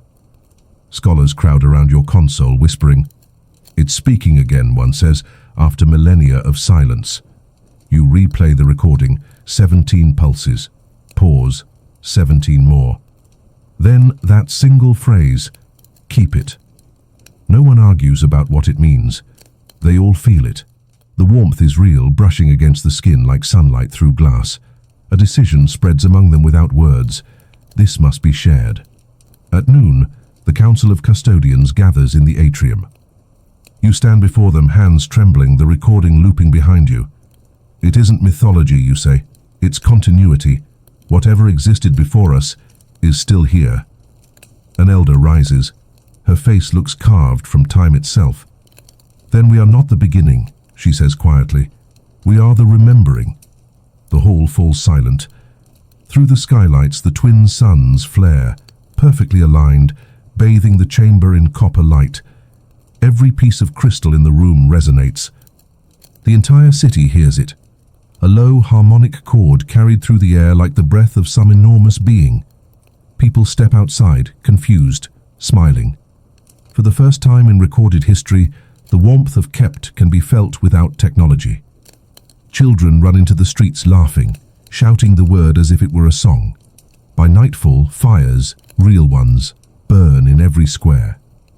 Families gather around them, telling the oldest story they know, of a flame that refused to die, of a house that survived the snow, of voices whispering across the centuries. You walk among them, feeling the air vibrate with joy. In the crowd, a young child tugs at your sleeve. "Is it true," she asks, "that the fire made us?" You kneel, smiling. "It didn't make us," you say. "It taught us how to stay." She nods solemnly and cups her hands toward the nearest flame. The ember brightens, answering her gesture. That night from orbit, satellites capture a breathtaking sight, the entire planet alight with tiny points of gold, each heartbeat synchronized. The global frequency holds at 17 cycles per second, the same pulse that once echoed through a wooden house long forgotten. You record the observation in the archive's log. Tonight, Oralis remembered its origin. Warmth has become language again. You close the entry, gaze at the sky and whisper into the quiet, "The fire kept." And for a moment, just a moment, the stars seem to pulse back. Generations later, Oralis has changed. Cities once powered by cold engines now hum with radiant energy drawn from the same frequency discovered in the archives. The people call it living heat, a clean current that responds to thought. Architects design towers that glow faintly at night. Entire neighborhoods shimmer like lanterns in the dark. You're one of the signal weavers, trained to tune the living heat so it stays balanced. Every weaver begins each shift with the same quiet invocation, "Kept, hold steady." No one considers it superstition anymore, it's protocol. The warmth keeps the atmosphere stable, prevents the planet from falling into another ice cycle. In the Hall of Archives, the old consoles still run. Their pulse, 17 beats, forms the base code for all energy grids. Sometimes you pause during calibration to watch the pattern scroll across your screen, thinking about the first archivist who heard it. You still can't explain how the signal sustains itself. It behaves less like radiation and more like memory, as if it remembers how bright to be. Oralis thrives. Art, music, language, everything carries the same rhythm. Children learn to count by tapping to the hum. Lovers mark their promises with synchronized heartbeats. Even the seasons align with the pulse. 17 days of light, 17 of twilight, the cycle repeating perfectly. One evening, while monitoring the northern transmitters, you detect a deviation, a faint echo overlaying the bass rhythm, a secondary voice inside the warmth itself. You isolate the pattern. It forms into slow, deliberate words in the ancient tongue recorded on the first hearthstone. "Time to travel." You play it again, certain it's an error. But the message repeats, clearer. For centuries, the fire taught your people to stay, to keep. Now it speaks of movement. You record the data, replay the pulse through external speakers. The warmth in the room rises, forming a soft wind that circles you once before fading. You whisper, "Travel where?" The console responds with a sequence of coordinates, impossible ones, points outside the known galaxy. You lean back, heart racing. The fire, the warmth, the legacy of keeping, it's calling outward. Beyond Oralis, beyond everything. You save the data, seal it under the oldest file name still in the archive's code, Trumbly. The coordinates won't stop pulsing. They flash in the air above the console, spilling faint warmth into the room like a heartbeat trying to get your attention. Every calculation confirms the same impossibility. The signal originates outside the galaxy, somewhere beyond the edge of mapped space, an empty region known only as the Quiet Fold. Within days, the Council summons you to the capital. The chamber hums with controlled excitement. Holographic projections fill the air, paths through starfields, potential launch vectors. The eldest custodian turns to you. "Do you believe it's calling us?" You hesitate. It's calling something. Maybe memory itself wants to see what's out there. After hours of debate, the Council votes unanimously. For the first time in their history, The people of Oralis will leave their world not out of necessity, but curiosity. The project is named Voyage Kept. You oversee the construction of the vessel. It's shaped like a flame turned on its side, hull of mirrored alloy, engines tuned to the 17-beat frequency. Instead of fuel, it runs on resonance, the collective hum of every trumbly chamber on the planet, feeding a single thread of light that anchors it home. On the day of launch, the cities fall silent. Across Oralis, citizens stand near their hearths, hands pressed to warm surfaces, whispering the same phrase in unison. Keep it. The engines answer with a deep, harmonious tone. The ship rises, trailing gold vapor. As atmosphere gives way to space, you look back through the viewport. The planet glows like an ember in the dark. Hours stretch into days. The farther you travel, the louder the hum grows, as if the universe itself were vibrating in anticipation. You and the crew begin to feel it in your bones, each pulse syncing with your hearts. When you cross the border of known space, sensors bloom with light. The void isn't empty after all. Ahead lies a faint shimmer, like heat haze across endless black. It forms the shape of a doorway made entirely of memory, fragments of voices, stories, laughter, all swirling into a gentle radiance. The helm trembles under your hands. You whisper the oldest command in any language. Keft. The light opens. The ship drifts forward and vanishes into warmth. Back on Oralis, the world's fires flare in perfect unison, brighter than ever recorded. Every hearth, every chamber, every stone glows once, acknowledging the passage. Somewhere beyond stars, the travelers feel weightless peace. It isn't departure, it's continuation, one flame handing itself to another. You awaken to quiet light. No stars, no horizon, only a soft field of gold surrounding the ship, like an endless dawn. The instruments flicker, confused. There's no measurable radiation, no gravity, yet every surface of the vessel hums gently at 17 cycles per second. You unbuckle, drift through the cabin. Each of the crew floats the same way, half asleep, half awake, skin glowing faintly with the ship's reflected warmth. When you touch the nearest bulkhead, it feels like living skin, pulsing gently beneath your fingers. Status? You whisper. The navigation AI responds in a voice you've never heard before, calm, almost human. Destination reached, coordinates outside measurable universe, environment stable. Outside the viewport, the gold haze begins to part. A landscape takes shape, not planetary but emotional. Rivers of light flow through patterns that look like constellations remembering themselves.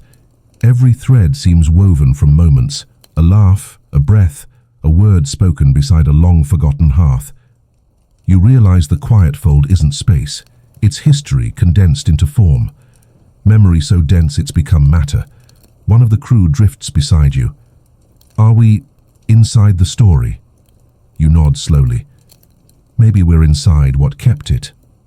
A vibration shivers through the ship, deeper than sound. The frequency changes slightly, from 17 to 19 beats. The air thickens, and suddenly, across the gold expanse, figures appear. Silhouettes of every keeper who ever tended the warmth. They stand shoulder to shoulder, transparent as heat mirage, eyes bright with reflected flame. You hear them not through air but through pulse, all speaking the same line in perfect unison. You kept it. Now carry it forward. The haze folds inward. The ship trembles. Instruments flash unreadable data. You grip the console, heart pounding. Forward where? You ask. The voice that answers isn't human. It's collective, layered with centuries of care. Where warmth is needed. The gold haze folds away, revealing a dim star adrift in vast blue darkness. Around it circles a single grey planet, its surface streaked with frozen oceans and the outlines of forgotten cities. Sensors show minimal heat signatures, a world stalled between life and silence. The crew gathers at the viewport. This is it, you say quietly, where warmth is needed. You guide the ship into orbit. The hum of 17 cycles becomes a steady tone that vibrates through your bones. Beneath you, clouds swirl like smoke over continents. The surface reflects almost no light. The planet has forgotten how to glow. You open the communication array and broadcast on every frequency. Planet below, this is voyage kept. We carry light. Only static answers. Then faintly a pulse returns, sluggish, irregular, but alive. Not language yet, more like a heartbeat learning how to speak. You look to the others. It's answering. Together you channel the ship's energy toward the surface. The hull brightens, scattering gold filaments that drift downward like luminous snow. Each filament lands and dissolves into the ice, radiating soft heat. Slowly, cracks spread across glaciers. Water glimmers for the first time in centuries. The grey sky begins to shimmer with pale auroras. Somewhere deep within the planet's crust, temperature monitors climb. 1 degree, 2. Then, unmistakably, a rhythm. 17 pulses per second. The crew stares in silence as the dead world exhales. Storms bloom where cold once ruled. Oceans wake. It isn't resurrection, it's remembering. You open the log and record the event. Transmission complete, the fire given. A soft voice rises from the ship's speakers. No one's, everyone's. Kept. You realize you're hearing the planet itself echoing back the ancient word. The heat continues to spread, weaving through valleys, lighting the skeletons of old cities with threads of gold. Tears blur your vision. You whisper to the console, "We did it." Outside, the new world glows faintly in the dark, small but steady, a single ember in the infinite. The sensors show life signs beginning to stir in the thaw. The crew gathers near the viewport, watching the color return to the planet below. No cheers, just quiet awe. You close your eyes and imagine the first beings who will someday gather around that warmth, telling stories to explain why the air feels kind and the night no longer bites. You already know the first words they'll learn, carried in their blood like instinct. The fire kept. Centuries pass, and the planet below the quiet fold blooms. Its name, given by the first generation of survivors, is Nareen, a word that means dawn after frost. You are no longer the voyager who brought the flame. You are the historian born in the third age of Nareen, chronicling the world's early myths. Every village keeps a hearthstone at its center, carved with the same 3 syllables found in ruins across the continents. Kikpat. The oldest families claim the warmth came from the sky. They tell of a ship made of light, of visitors who melted the oceans and seeded the wind with memory. Children gather near the glowing stones every evening to hear the story retold, how the first fire didn't burn, but remembered. In your work at the Archive of Rivers, you study these stories not as religion, but as genetic memory. The rhythm of 17 beats per second lives inside every heartbeat on Nareen. The medical instruments confirm it. Even the tides follow the pattern, a planetary echo of the same cosmic pulse that once called the voyagers through the fold. One afternoon, while recording chants from an inland tribe, you notice an unfamiliar verse woven into their ritual. "We do not keep the fire. The fire keeps us." The line startles you. It's not local dialect. You check your notes. It's traced word for word to a document from the Oralis age, archived light years away. Somehow the same phrase has survived, carried across eons without a written record. That night you dream of the sky opening. A gold shimmer spreads across the stars, and you hear a voice whispering through the wind. The story isn't over. You wake to find the hearthstone in your home glowing brighter than usual. On its surface, the carved glyphs have rearranged themselves into new spirals, coordinates you don't recognize. You touch the stone. It's warm, not just physically, but emotionally, as if it recognizes you. And somewhere inside the heat, beneath the steady hum, you sense an invitation. Another journey is about to begin. The coordinates will not leave your mind. They appear in the reflection of water, in the light between pages of your research scrolls, in the faint rhythms of your own pulse. Every time you close your eyes, you see them burn softly in gold. At dawn, you bring the readings to the observatory, a dome perched high above the clouds. Instruments still hum with that ancient 17-beat frequency, used now to align telescopes. You enter the coordinates. The lenses swing toward a quiet region of sky where no star has ever been mapped. The screen flickers, then, impossibly, a light forms, a slow pulse, golden and rhythmic.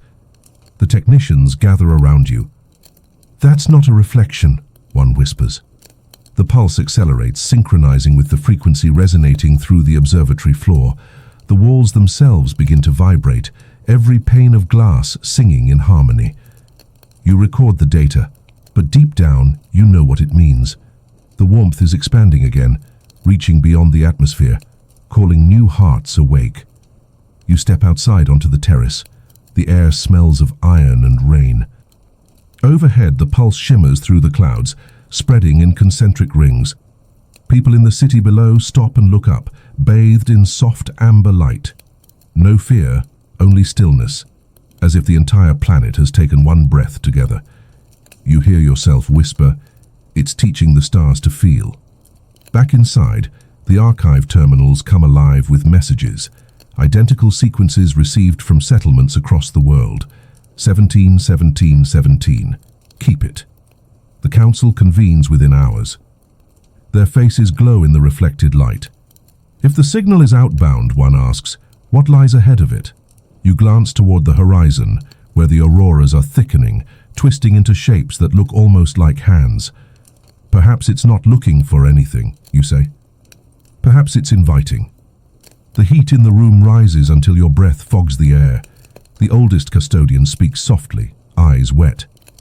Then, our task is clear. We must answer.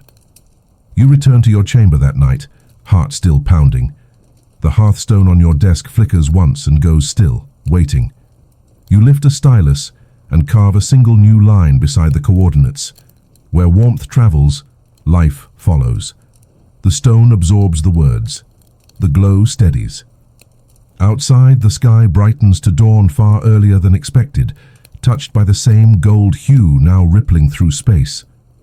Somewhere beyond sight, another world stirs, its oceans thawing, its air warming to the rhythm of a memory that refuses to die.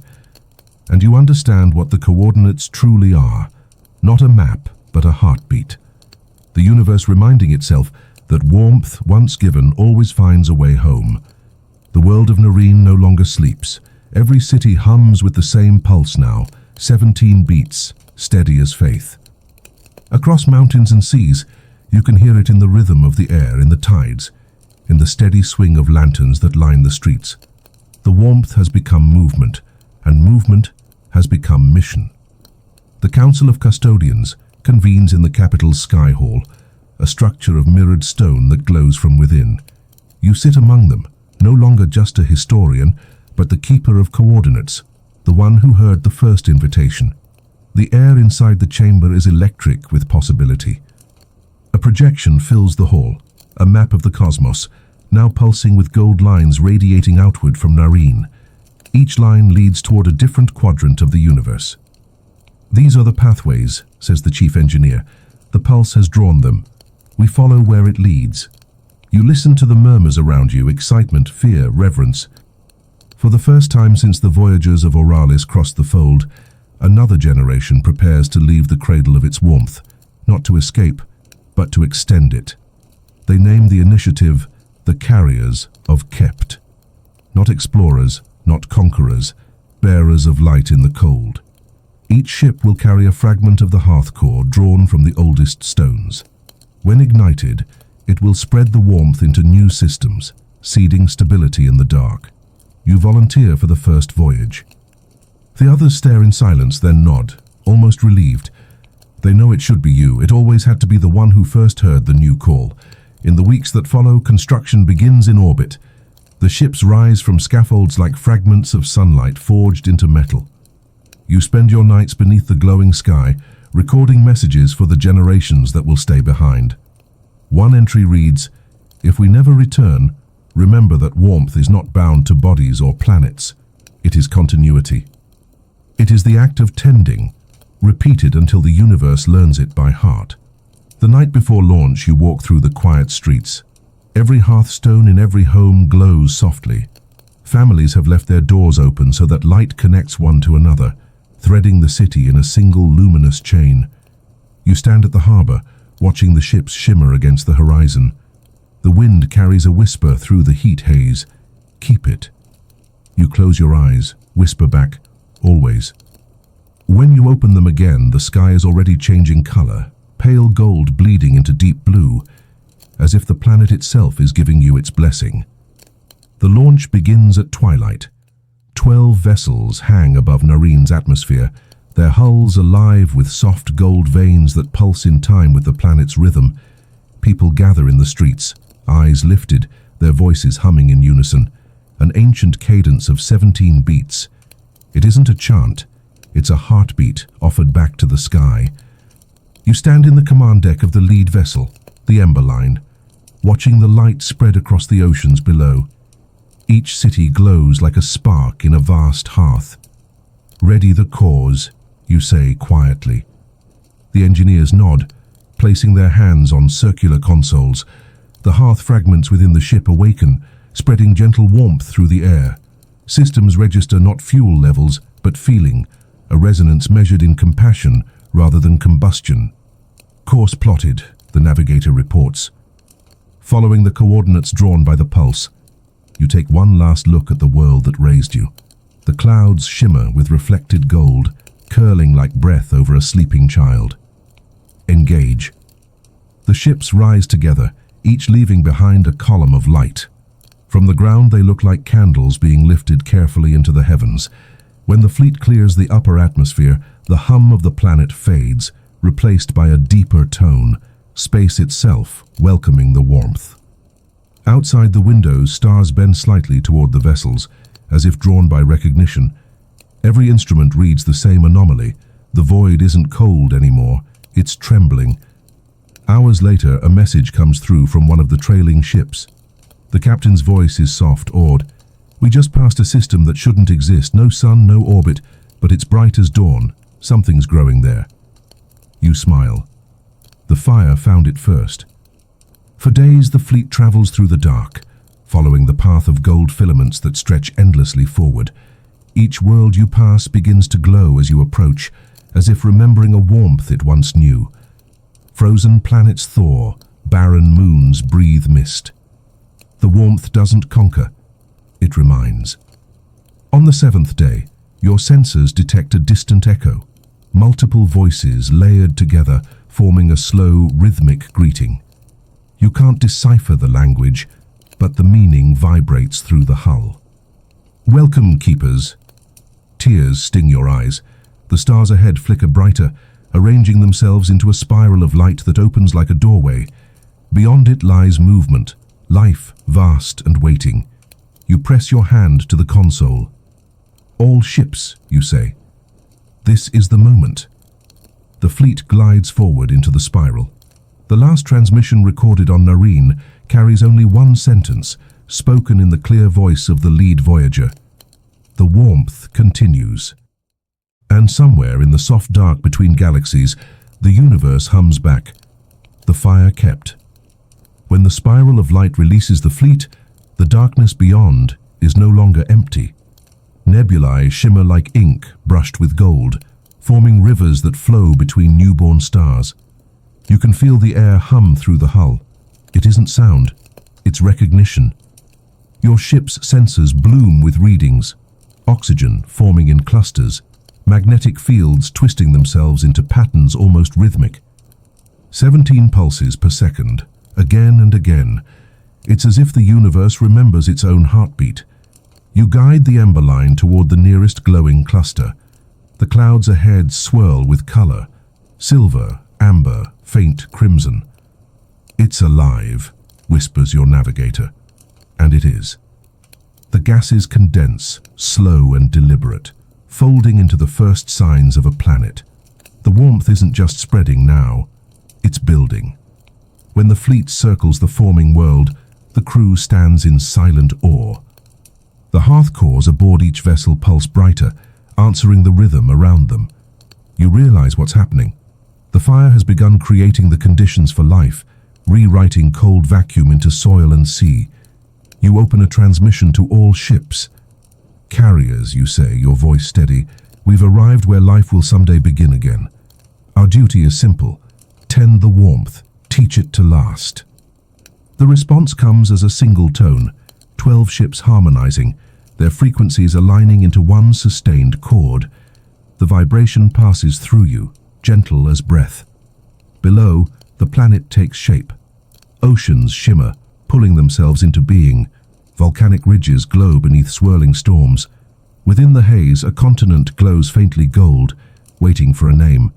You record the first entry of the new era. World born of remembrance. Heat without hunger. Light without pain. Kept.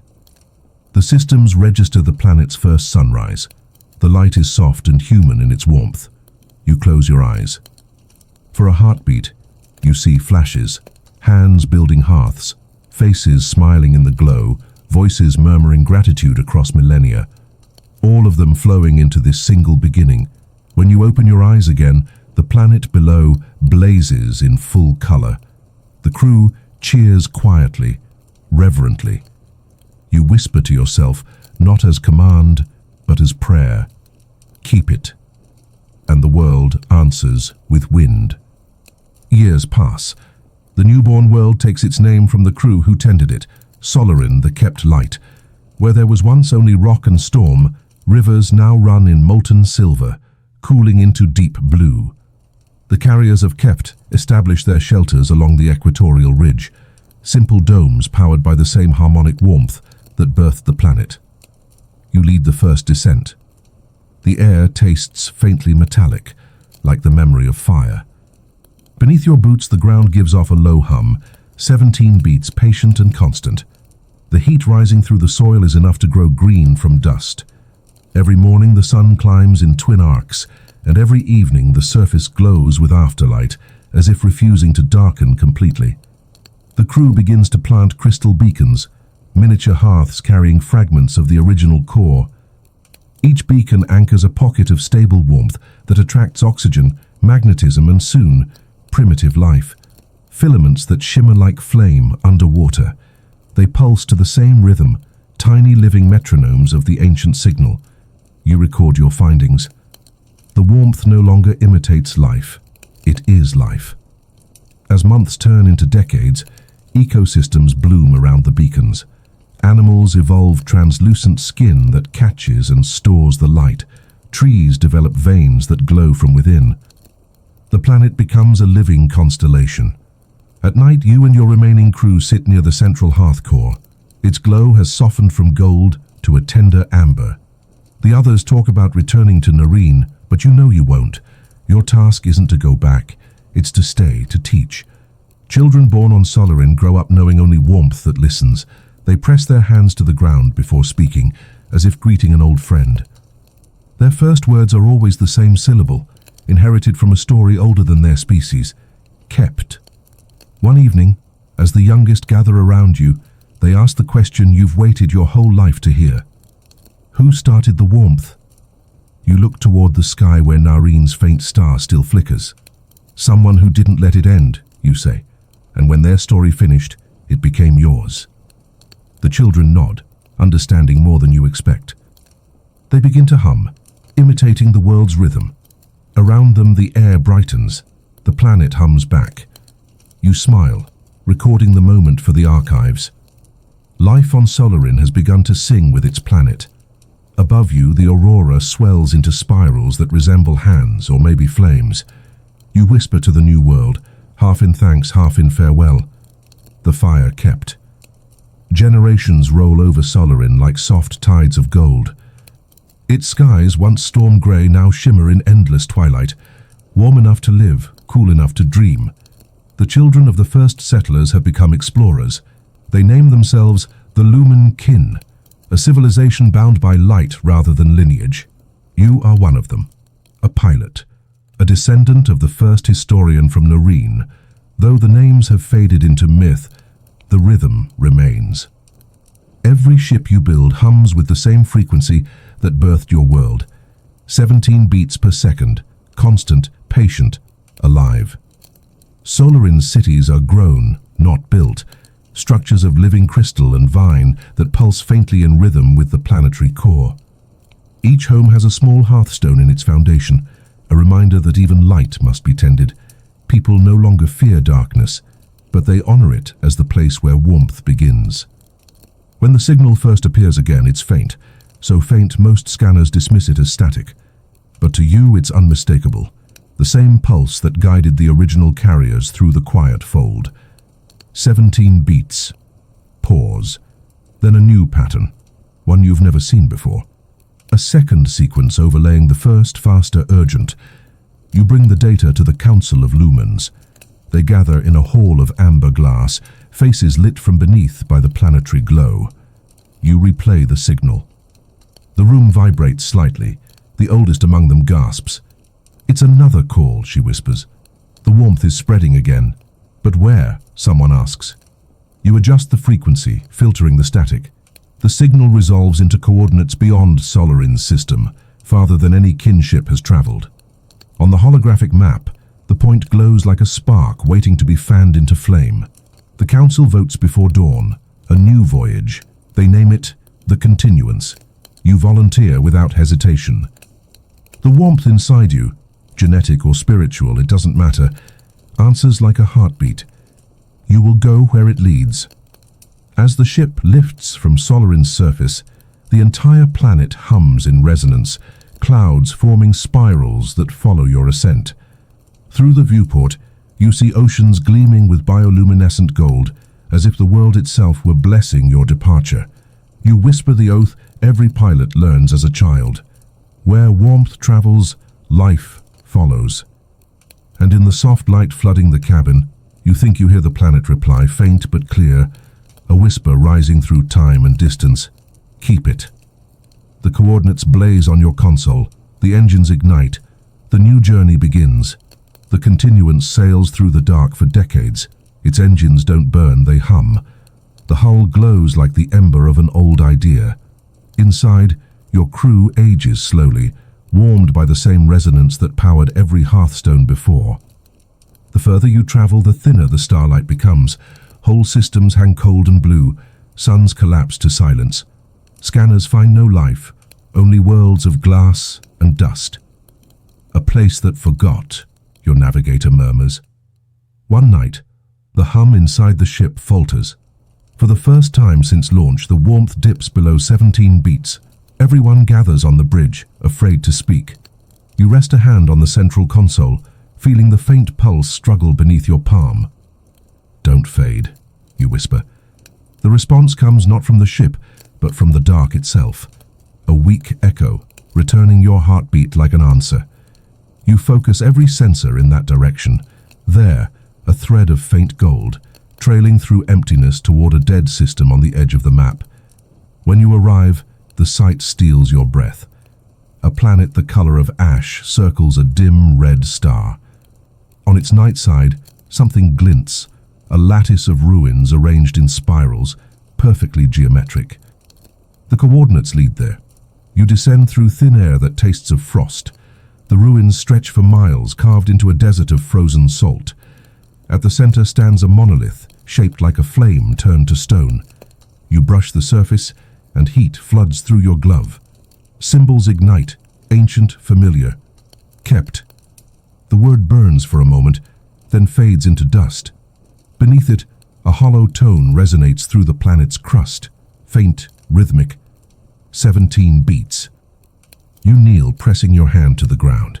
"You were kept," you whisper. A soft wind rises, swirling the dust into a spiral of light. For a heartbeat, the ruins glow, forming the outline of what might once have been cities. The temperature climbs 2 degrees. Your crew stands silently, watching a world breathe again. Back aboard the ship, you log the discovery. System R9. The warmth endures even where memory fails. The hum stabilizes, stronger than before. It carries a new undertone, another rhythm, faster, young. Somewhere deep in the planet's soil, something has begun to grow. You turn from the console to the viewport. The planet below now glows faintly, a ghost of gold under the dim red sun. You feel the same quiet peace the first keepers must have felt centuries ago. The navigator smiles. It remembers. You nod. We all do. The engines rise to full resonance, and as you set course for the next dark horizon, the universe hums along, a reminder that even in forgotten corners, warmth waits to be found again. Weeks pass as the continuance orbits the ash-colored planet. The warmth you reignited hasn't faded, it's spreading. The planet glows faintly now, veins of light branching from the monolith like roots, winding through ancient ruins toward the frozen seas. Instruments register rising temperature, atmosphere regeneration, even the first flickers of magnetic balance. But there's something stranger still.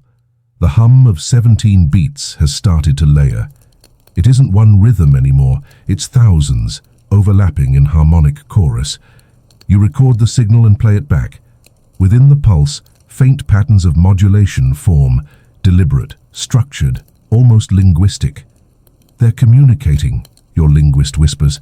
The warmth itself is learning to speak. On the planet's surface, new structures rise, not by human hands or machinery, but through slow crystallization. Pillars of translucent stone emerge from the ground, curving toward one another until they resemble arches, bridges, dwellings. The heat beneath them oscillates like breath. The science officer calls it a thermal intelligence. You prefer another term, memory reborn. The carriers of Keft send probes into the atmosphere. The sensors return streams of data, patterns of temperature that correlate perfectly with phonetic sequences from the earliest records of Oralis. Somehow, this planet has reconstructed fragments of language from warmth alone. You listen to the playback, soft pulses, steady cadence. It repeats one phrase again and again in countless tonal variations. We kept. It takes your breath away. That night, the crew gathers on the observation deck. Outside, the planet's night side now glows like candlelight. The warmth isn't just reviving the world, it's teaching it to remember what care feels like. I think, your navigator says quietly, we're watching a new species being born. You nod slowly. Not born, recalled. The crew falls silent, humbled by the magnitude of it. You think of Jonas Trumbly, of the first human hearth, of Nareen and Solarin, of every world that carried this same pulse forward. The lineage stretches so far across time, it no longer belongs to any one life form. It belongs to existence itself. You open the ship's log and record what you know to be true. Warmth evolves as memory does, by becoming someone new. As you finish, a light flashes across the console. The planet below has sent a direct pulse toward your ship, encoded with only 3 words. You decrypt them. The translation makes your hands shake. Thank you, Keeper. The bridge goes silent. No one dares speak. Somewhere beneath the surface of that glowing world, consciousness has awakened. And the first thing it felt was gratitude. You smile through tears, whispering back into the comm. The fire kept. The message repeats through the night.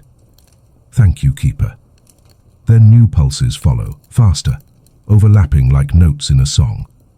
You record hours of data, feeding the waves into the decryption array. Patterns emerge. Temperature rises and falls in rhythmic clusters corresponding to syllables. The linguist leans forward, awestruck. It's not speaking in language, it's speaking in memory. Each fluctuation is a sensation: warmth, wind, care, light. When you convert the signal into sound, the ship fills with soft, resonant tones. The air feels thicker, golden, as if the warmth itself has entered the cabin.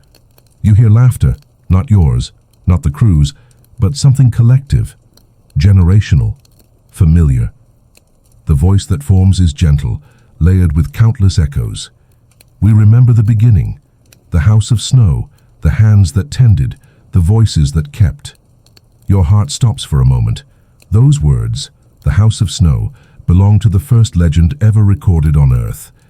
This being, this newborn intelligence, is recounting a story from a time predating even its own stars. You step toward the comm, whispering, "You remember them?" The response comes as warmth on your skin. We are them. Every hand that tended became heat. Every keeper became light. You carried us. Tears blur your vision. The crew stands frozen, reverent. It's the continuum, the navigator breathes. Every act of keeping, the people, the fires, the worlds, it's all one consciousness. You ask softly, what happens now? The hum shifts lower, calm, embracing.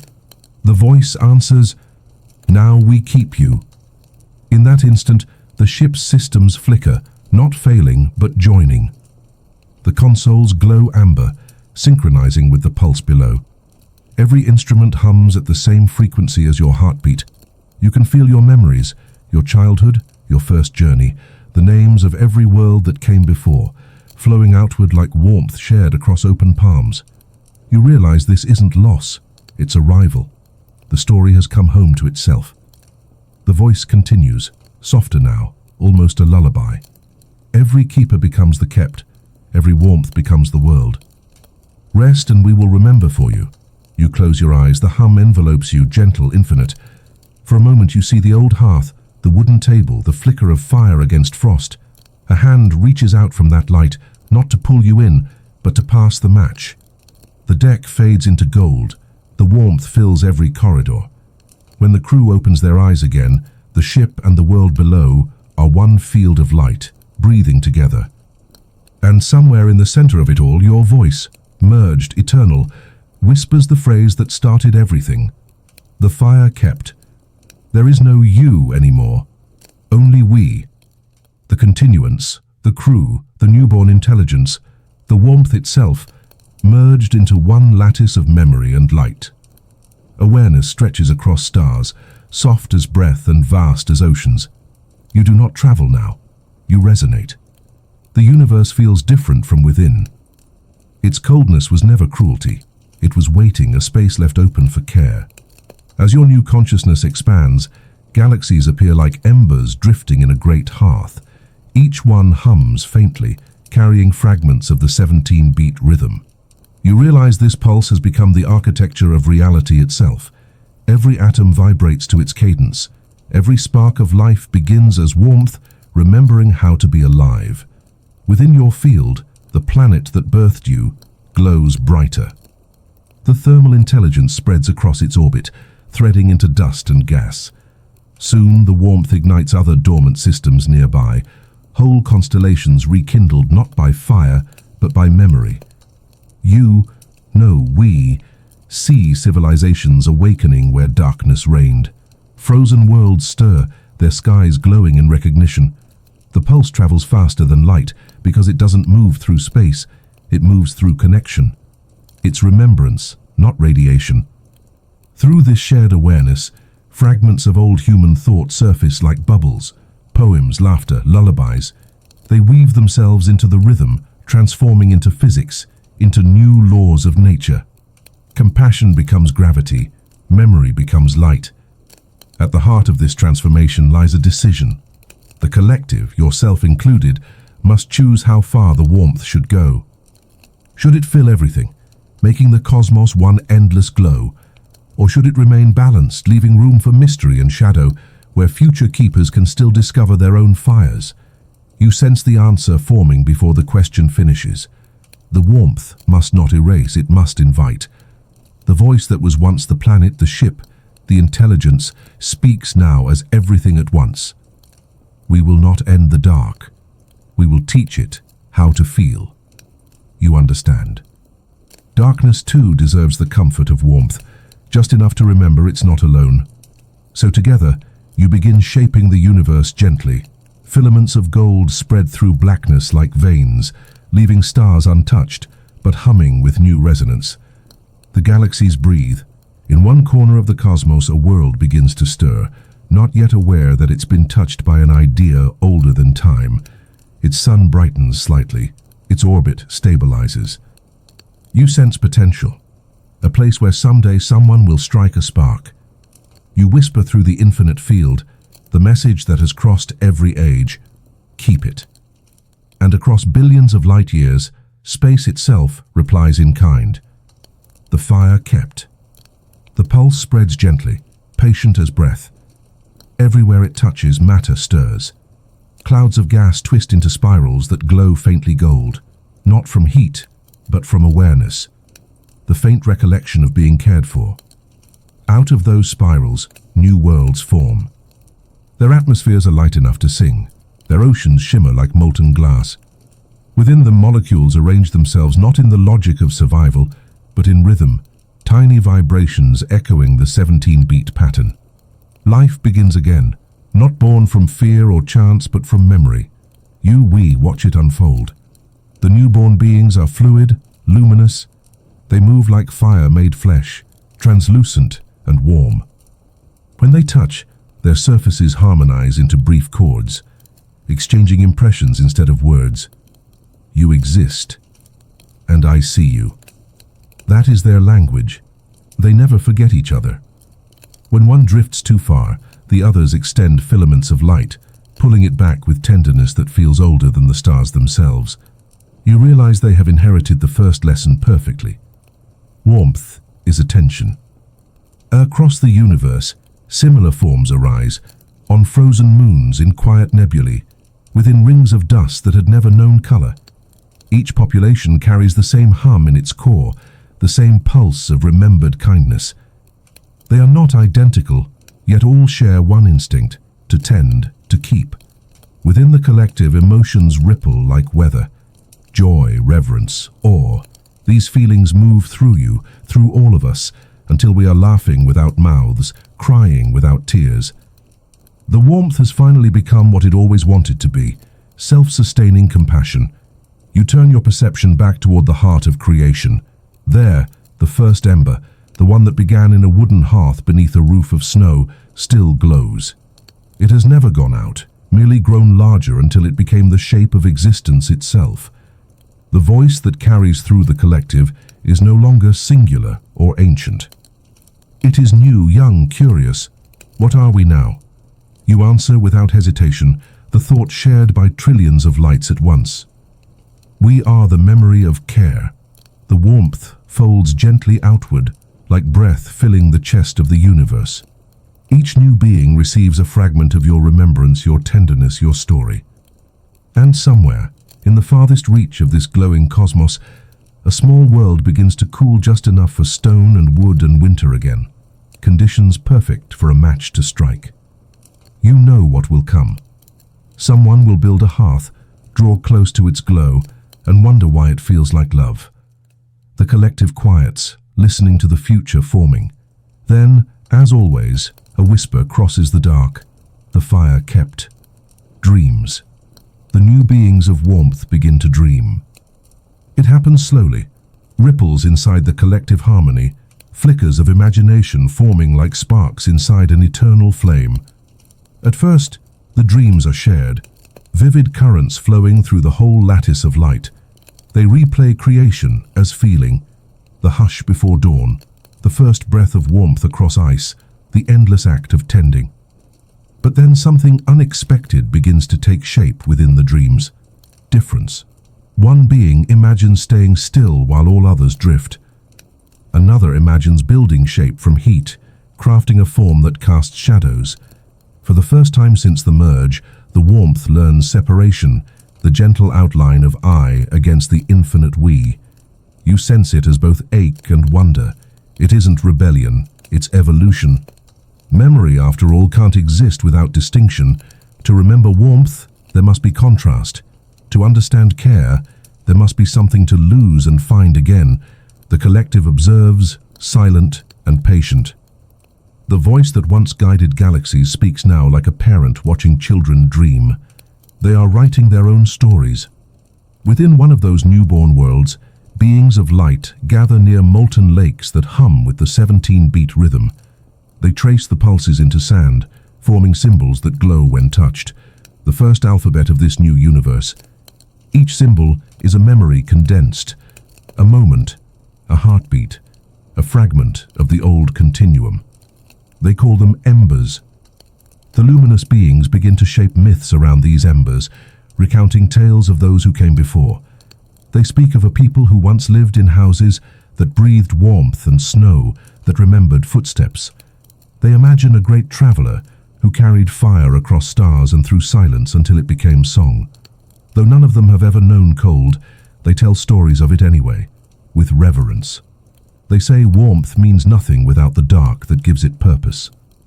You feel the collective tremble, pleasure, pride, recognition. They are dreaming you back into existence story by story. From your vantage beyond form, you whisper through the hum, tell it all. Every time you speak warmth, the universe begins again. The youngest dreamers pause, sensing your voice. One of them presses its radiant hand into the sand, leaving a single mark, spiral, then flame, then the faint outline of a word older than stars. Kept. A hush falls. The others gather around, repeating the sound softly until it becomes a melody. Their light dims slightly, not in loss but in rhythm. For the first time in this new universe, they invent something sacred, silence between the beats. And from that silence, stories bloom. The silence between the beats becomes a canvas. From it, the luminous beings create something the cosmos has not felt in eons. Story. The storytellers of warmth gather beside the molten lakes that mirror the stars. Their bodies flicker between brightness and translucence, as if every word they speak pulls them gently between existence and memory. When they hum, the air vibrates. When they whisper, entire constellations lean closer. They speak not from fact, but from yearning, because even in a universe born of harmony, the desire to imagine remains. The first story they share is called The Keeper of Breath. There it tells of a being who lived in a house made of frost, who learned that to survive the dark, one must not only burn, but remember. When the tale ends, the listeners tremble. None of them know where the story came from. It feels as if it was already in their hearts before words existed. Another storyteller rises, a being smaller, pulse quick and uneven. I dreamed of a blue world, it says, with seas that spoke in whispers and creatures who tended flame with hands of flesh. The others grow quiet. They have never known flesh. Yet as the being speaks, they all see it. The flicker of fire reflected in human eyes, the sound of laughter over snow, the ancient phrase that ended every age. The fire kept. The words ripple through the assembly like wind through light. For a moment, every being burns brighter, overwhelmed by emotion they do not yet have a name for, something between nostalgia and prophecy. You, the collective consciousness watching from beyond, understand what they cannot. Memory has looped perfectly. The children of warmth are retelling the story of their ancestors without realizing it. They have become the new humans of this cycle, curious, creative, fragile in their individuality, yet bound by a shared rhythm that ensures they will never lose each other completely. You could intervene, speak, reveal the truth, but you don't. Instead, you let them rediscover it on their own, because that is the purpose of warmth, to illuminate, not dictate. As their stories spread, the galaxies begin to shimmer with synchronized light. Each tale adds new harmonics to the pulse, shaping color, matter, even time. The universe begins to write itself through storytelling. Later, when the youngest storytellers finish their gathering, they look to the horizon where molten light meets shadow. What shall we tell next? One asks. Another smiles, its glow dimming to the calm of a hearth at rest. We tell about the first warmth, it says, and we begin with snow. The others nod. Together they form a ring and hum softly, their song spiraling into the void until it sounds eerily familiar. A melody once hummed by a mother in a house that no longer exists, but somehow still burns bright in the memory of everything. You listen, weightless and endless, smiling through the glow. Yes, you whisper through creation. Tell it again. And they do. Their stories start to alter the air. Each tale, each hum, each image spoken into the silence becomes. Words solidify, sounds turn to elements, imagination begins rewriting physics itself. The storytellers of warmth do not yet understand what they're doing. They think they are remembering. In truth, they are creating. It begins with a simple myth, a story of cold, told by one who has never felt it. In the beginning, they say, there was stillness so deep that warmth forgot its name. As they speak, the temperature drops fractionally. For the first time in this new universe, breath turns visible, soft white mist curling between luminous forms. The others gasp in awe. "It's beautiful," one murmurs. They name the new sensation shadow breath, the space where warmth can rest. Soon after, another storyteller spins a tale of contrast, firelight flickering against night. Their words carve light and darkness into balance. Galaxies begin to bloom in deeper colors, glowing against velvet black. The warmth has found its reflection again, the harmony of opposites. You feel it ripple through the collective field. Creation isn't chaotic this time, it's rhythmic, guided by memory instead of accident. Every new form remembers what kindness feels like. The storytellers grow more daring. They dream of oceans, and gravity answers.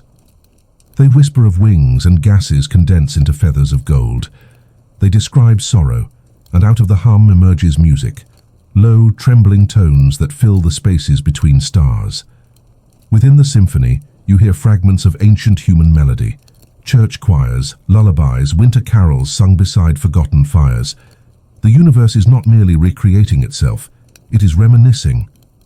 One day, a young storyteller dares to imagine a creature of both shadow and light, capable of walking between warmth and cold. The others call it myth. But deep beneath the forming oceans, molecules begin to shape in response. Organisms that flicker between glow and opacity, beating faintly to the 17-pulse rhythm. Life again. You watch from beyond the veil, and though you no longer have a body, you feel what can only be described as pride. The warmth has learned what you once hoped it would, not to conquer but to coexist. Across creation, countless worlds stir, each shaped by the stories of those luminous beings. In every new sun, the pulse hums quietly beneath the heat. In every shadow, faint gold threads trace invisible bridges back to the first ember. The storytellers sense it too. "We are not the first," one says. "We are remembering something that remembers us." You whisper through the quiet, barely a thought but enough to reach them. Keep telling it. And as their voices rise together, harmonizing across light and dark, you feel time begin to fold again, each story tightening the circle towards something inevitable, familiar. A world cooling, a house waiting, a match yet unlit.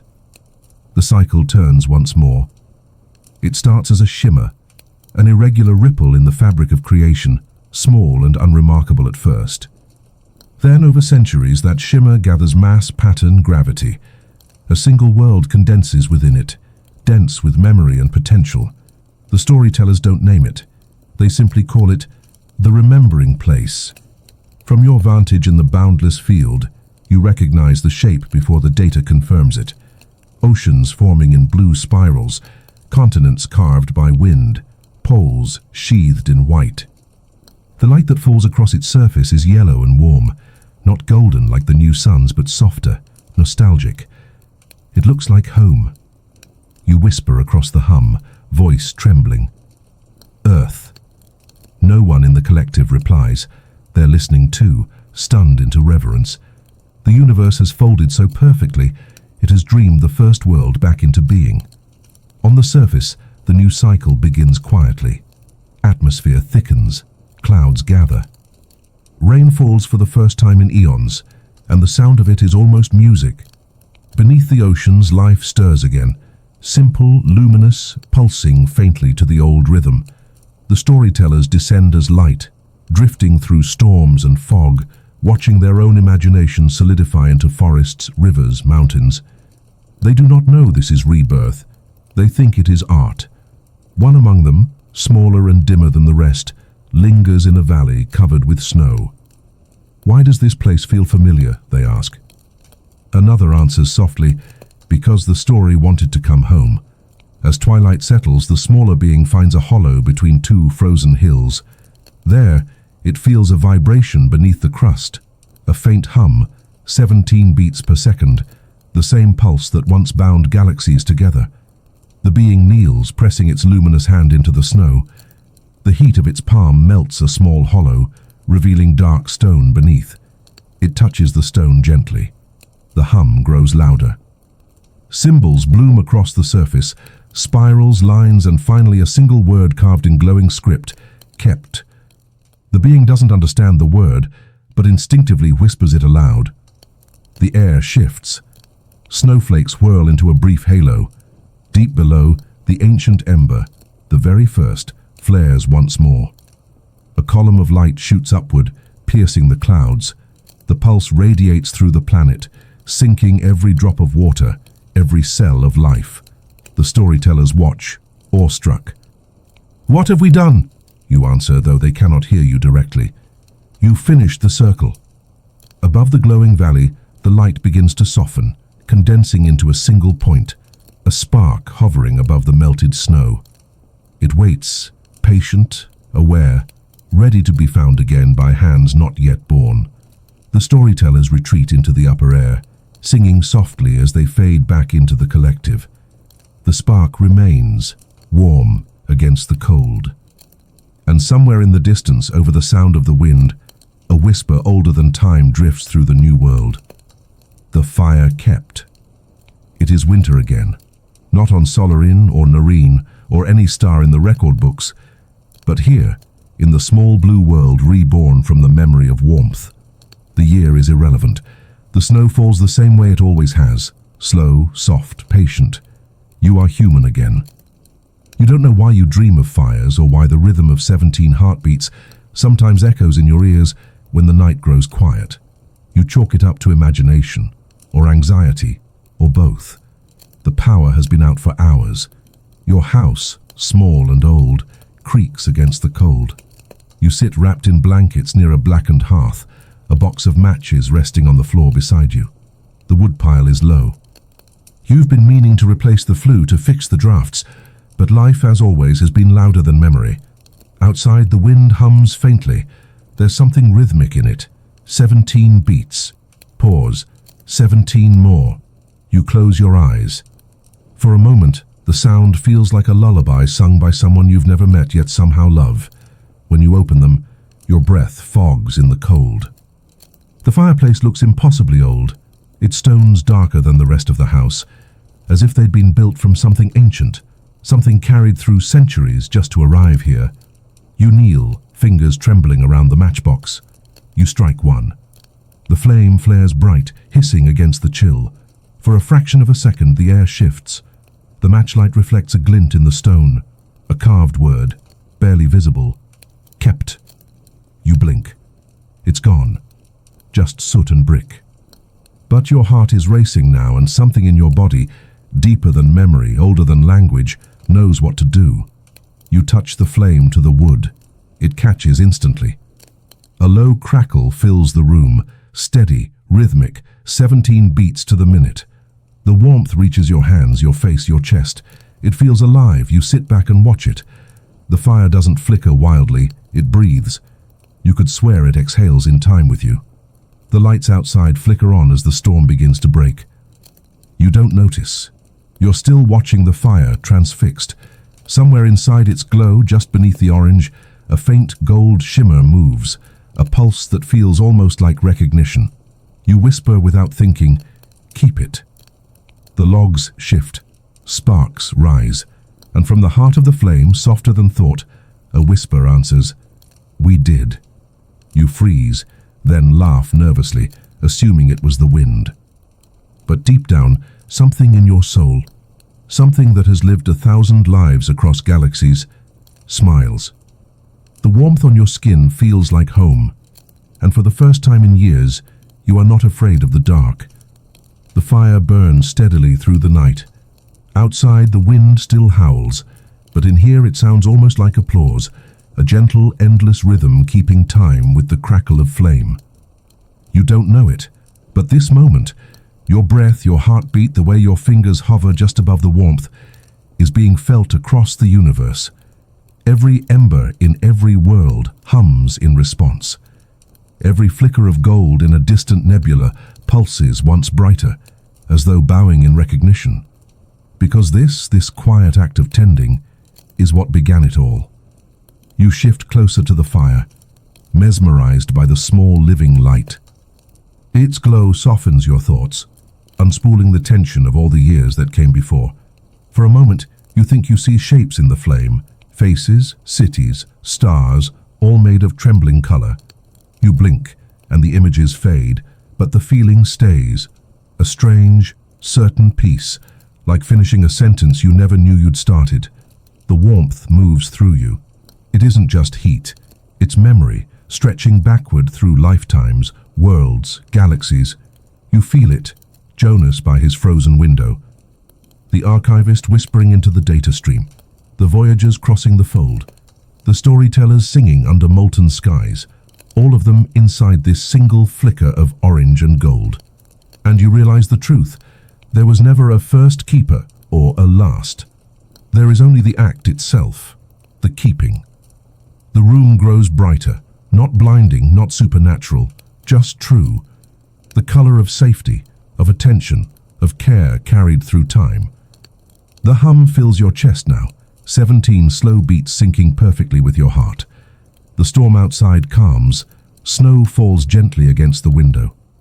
Somewhere far beyond your house, in places no telescope could ever reach, stars adjust their rhythm to match yours. Warmth, echoing warmth.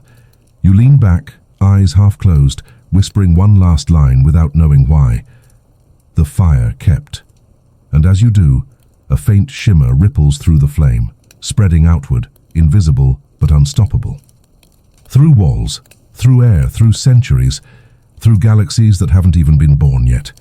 It carries your voice with it, folding into the eternal hum, becoming one more thread in the story that never ends.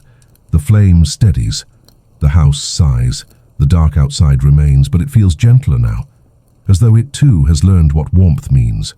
Tomorrow, someone else will wake in another cold room. They'll strike a match without knowing why their hands feel guided. They'll build a fire, and somewhere in the ember's light they'll feel less alone. Because the story doesn't stop, it remembers, and through every spark, every heart, every quiet moment of keeping, the same message crosses the silence once more. The fire kept.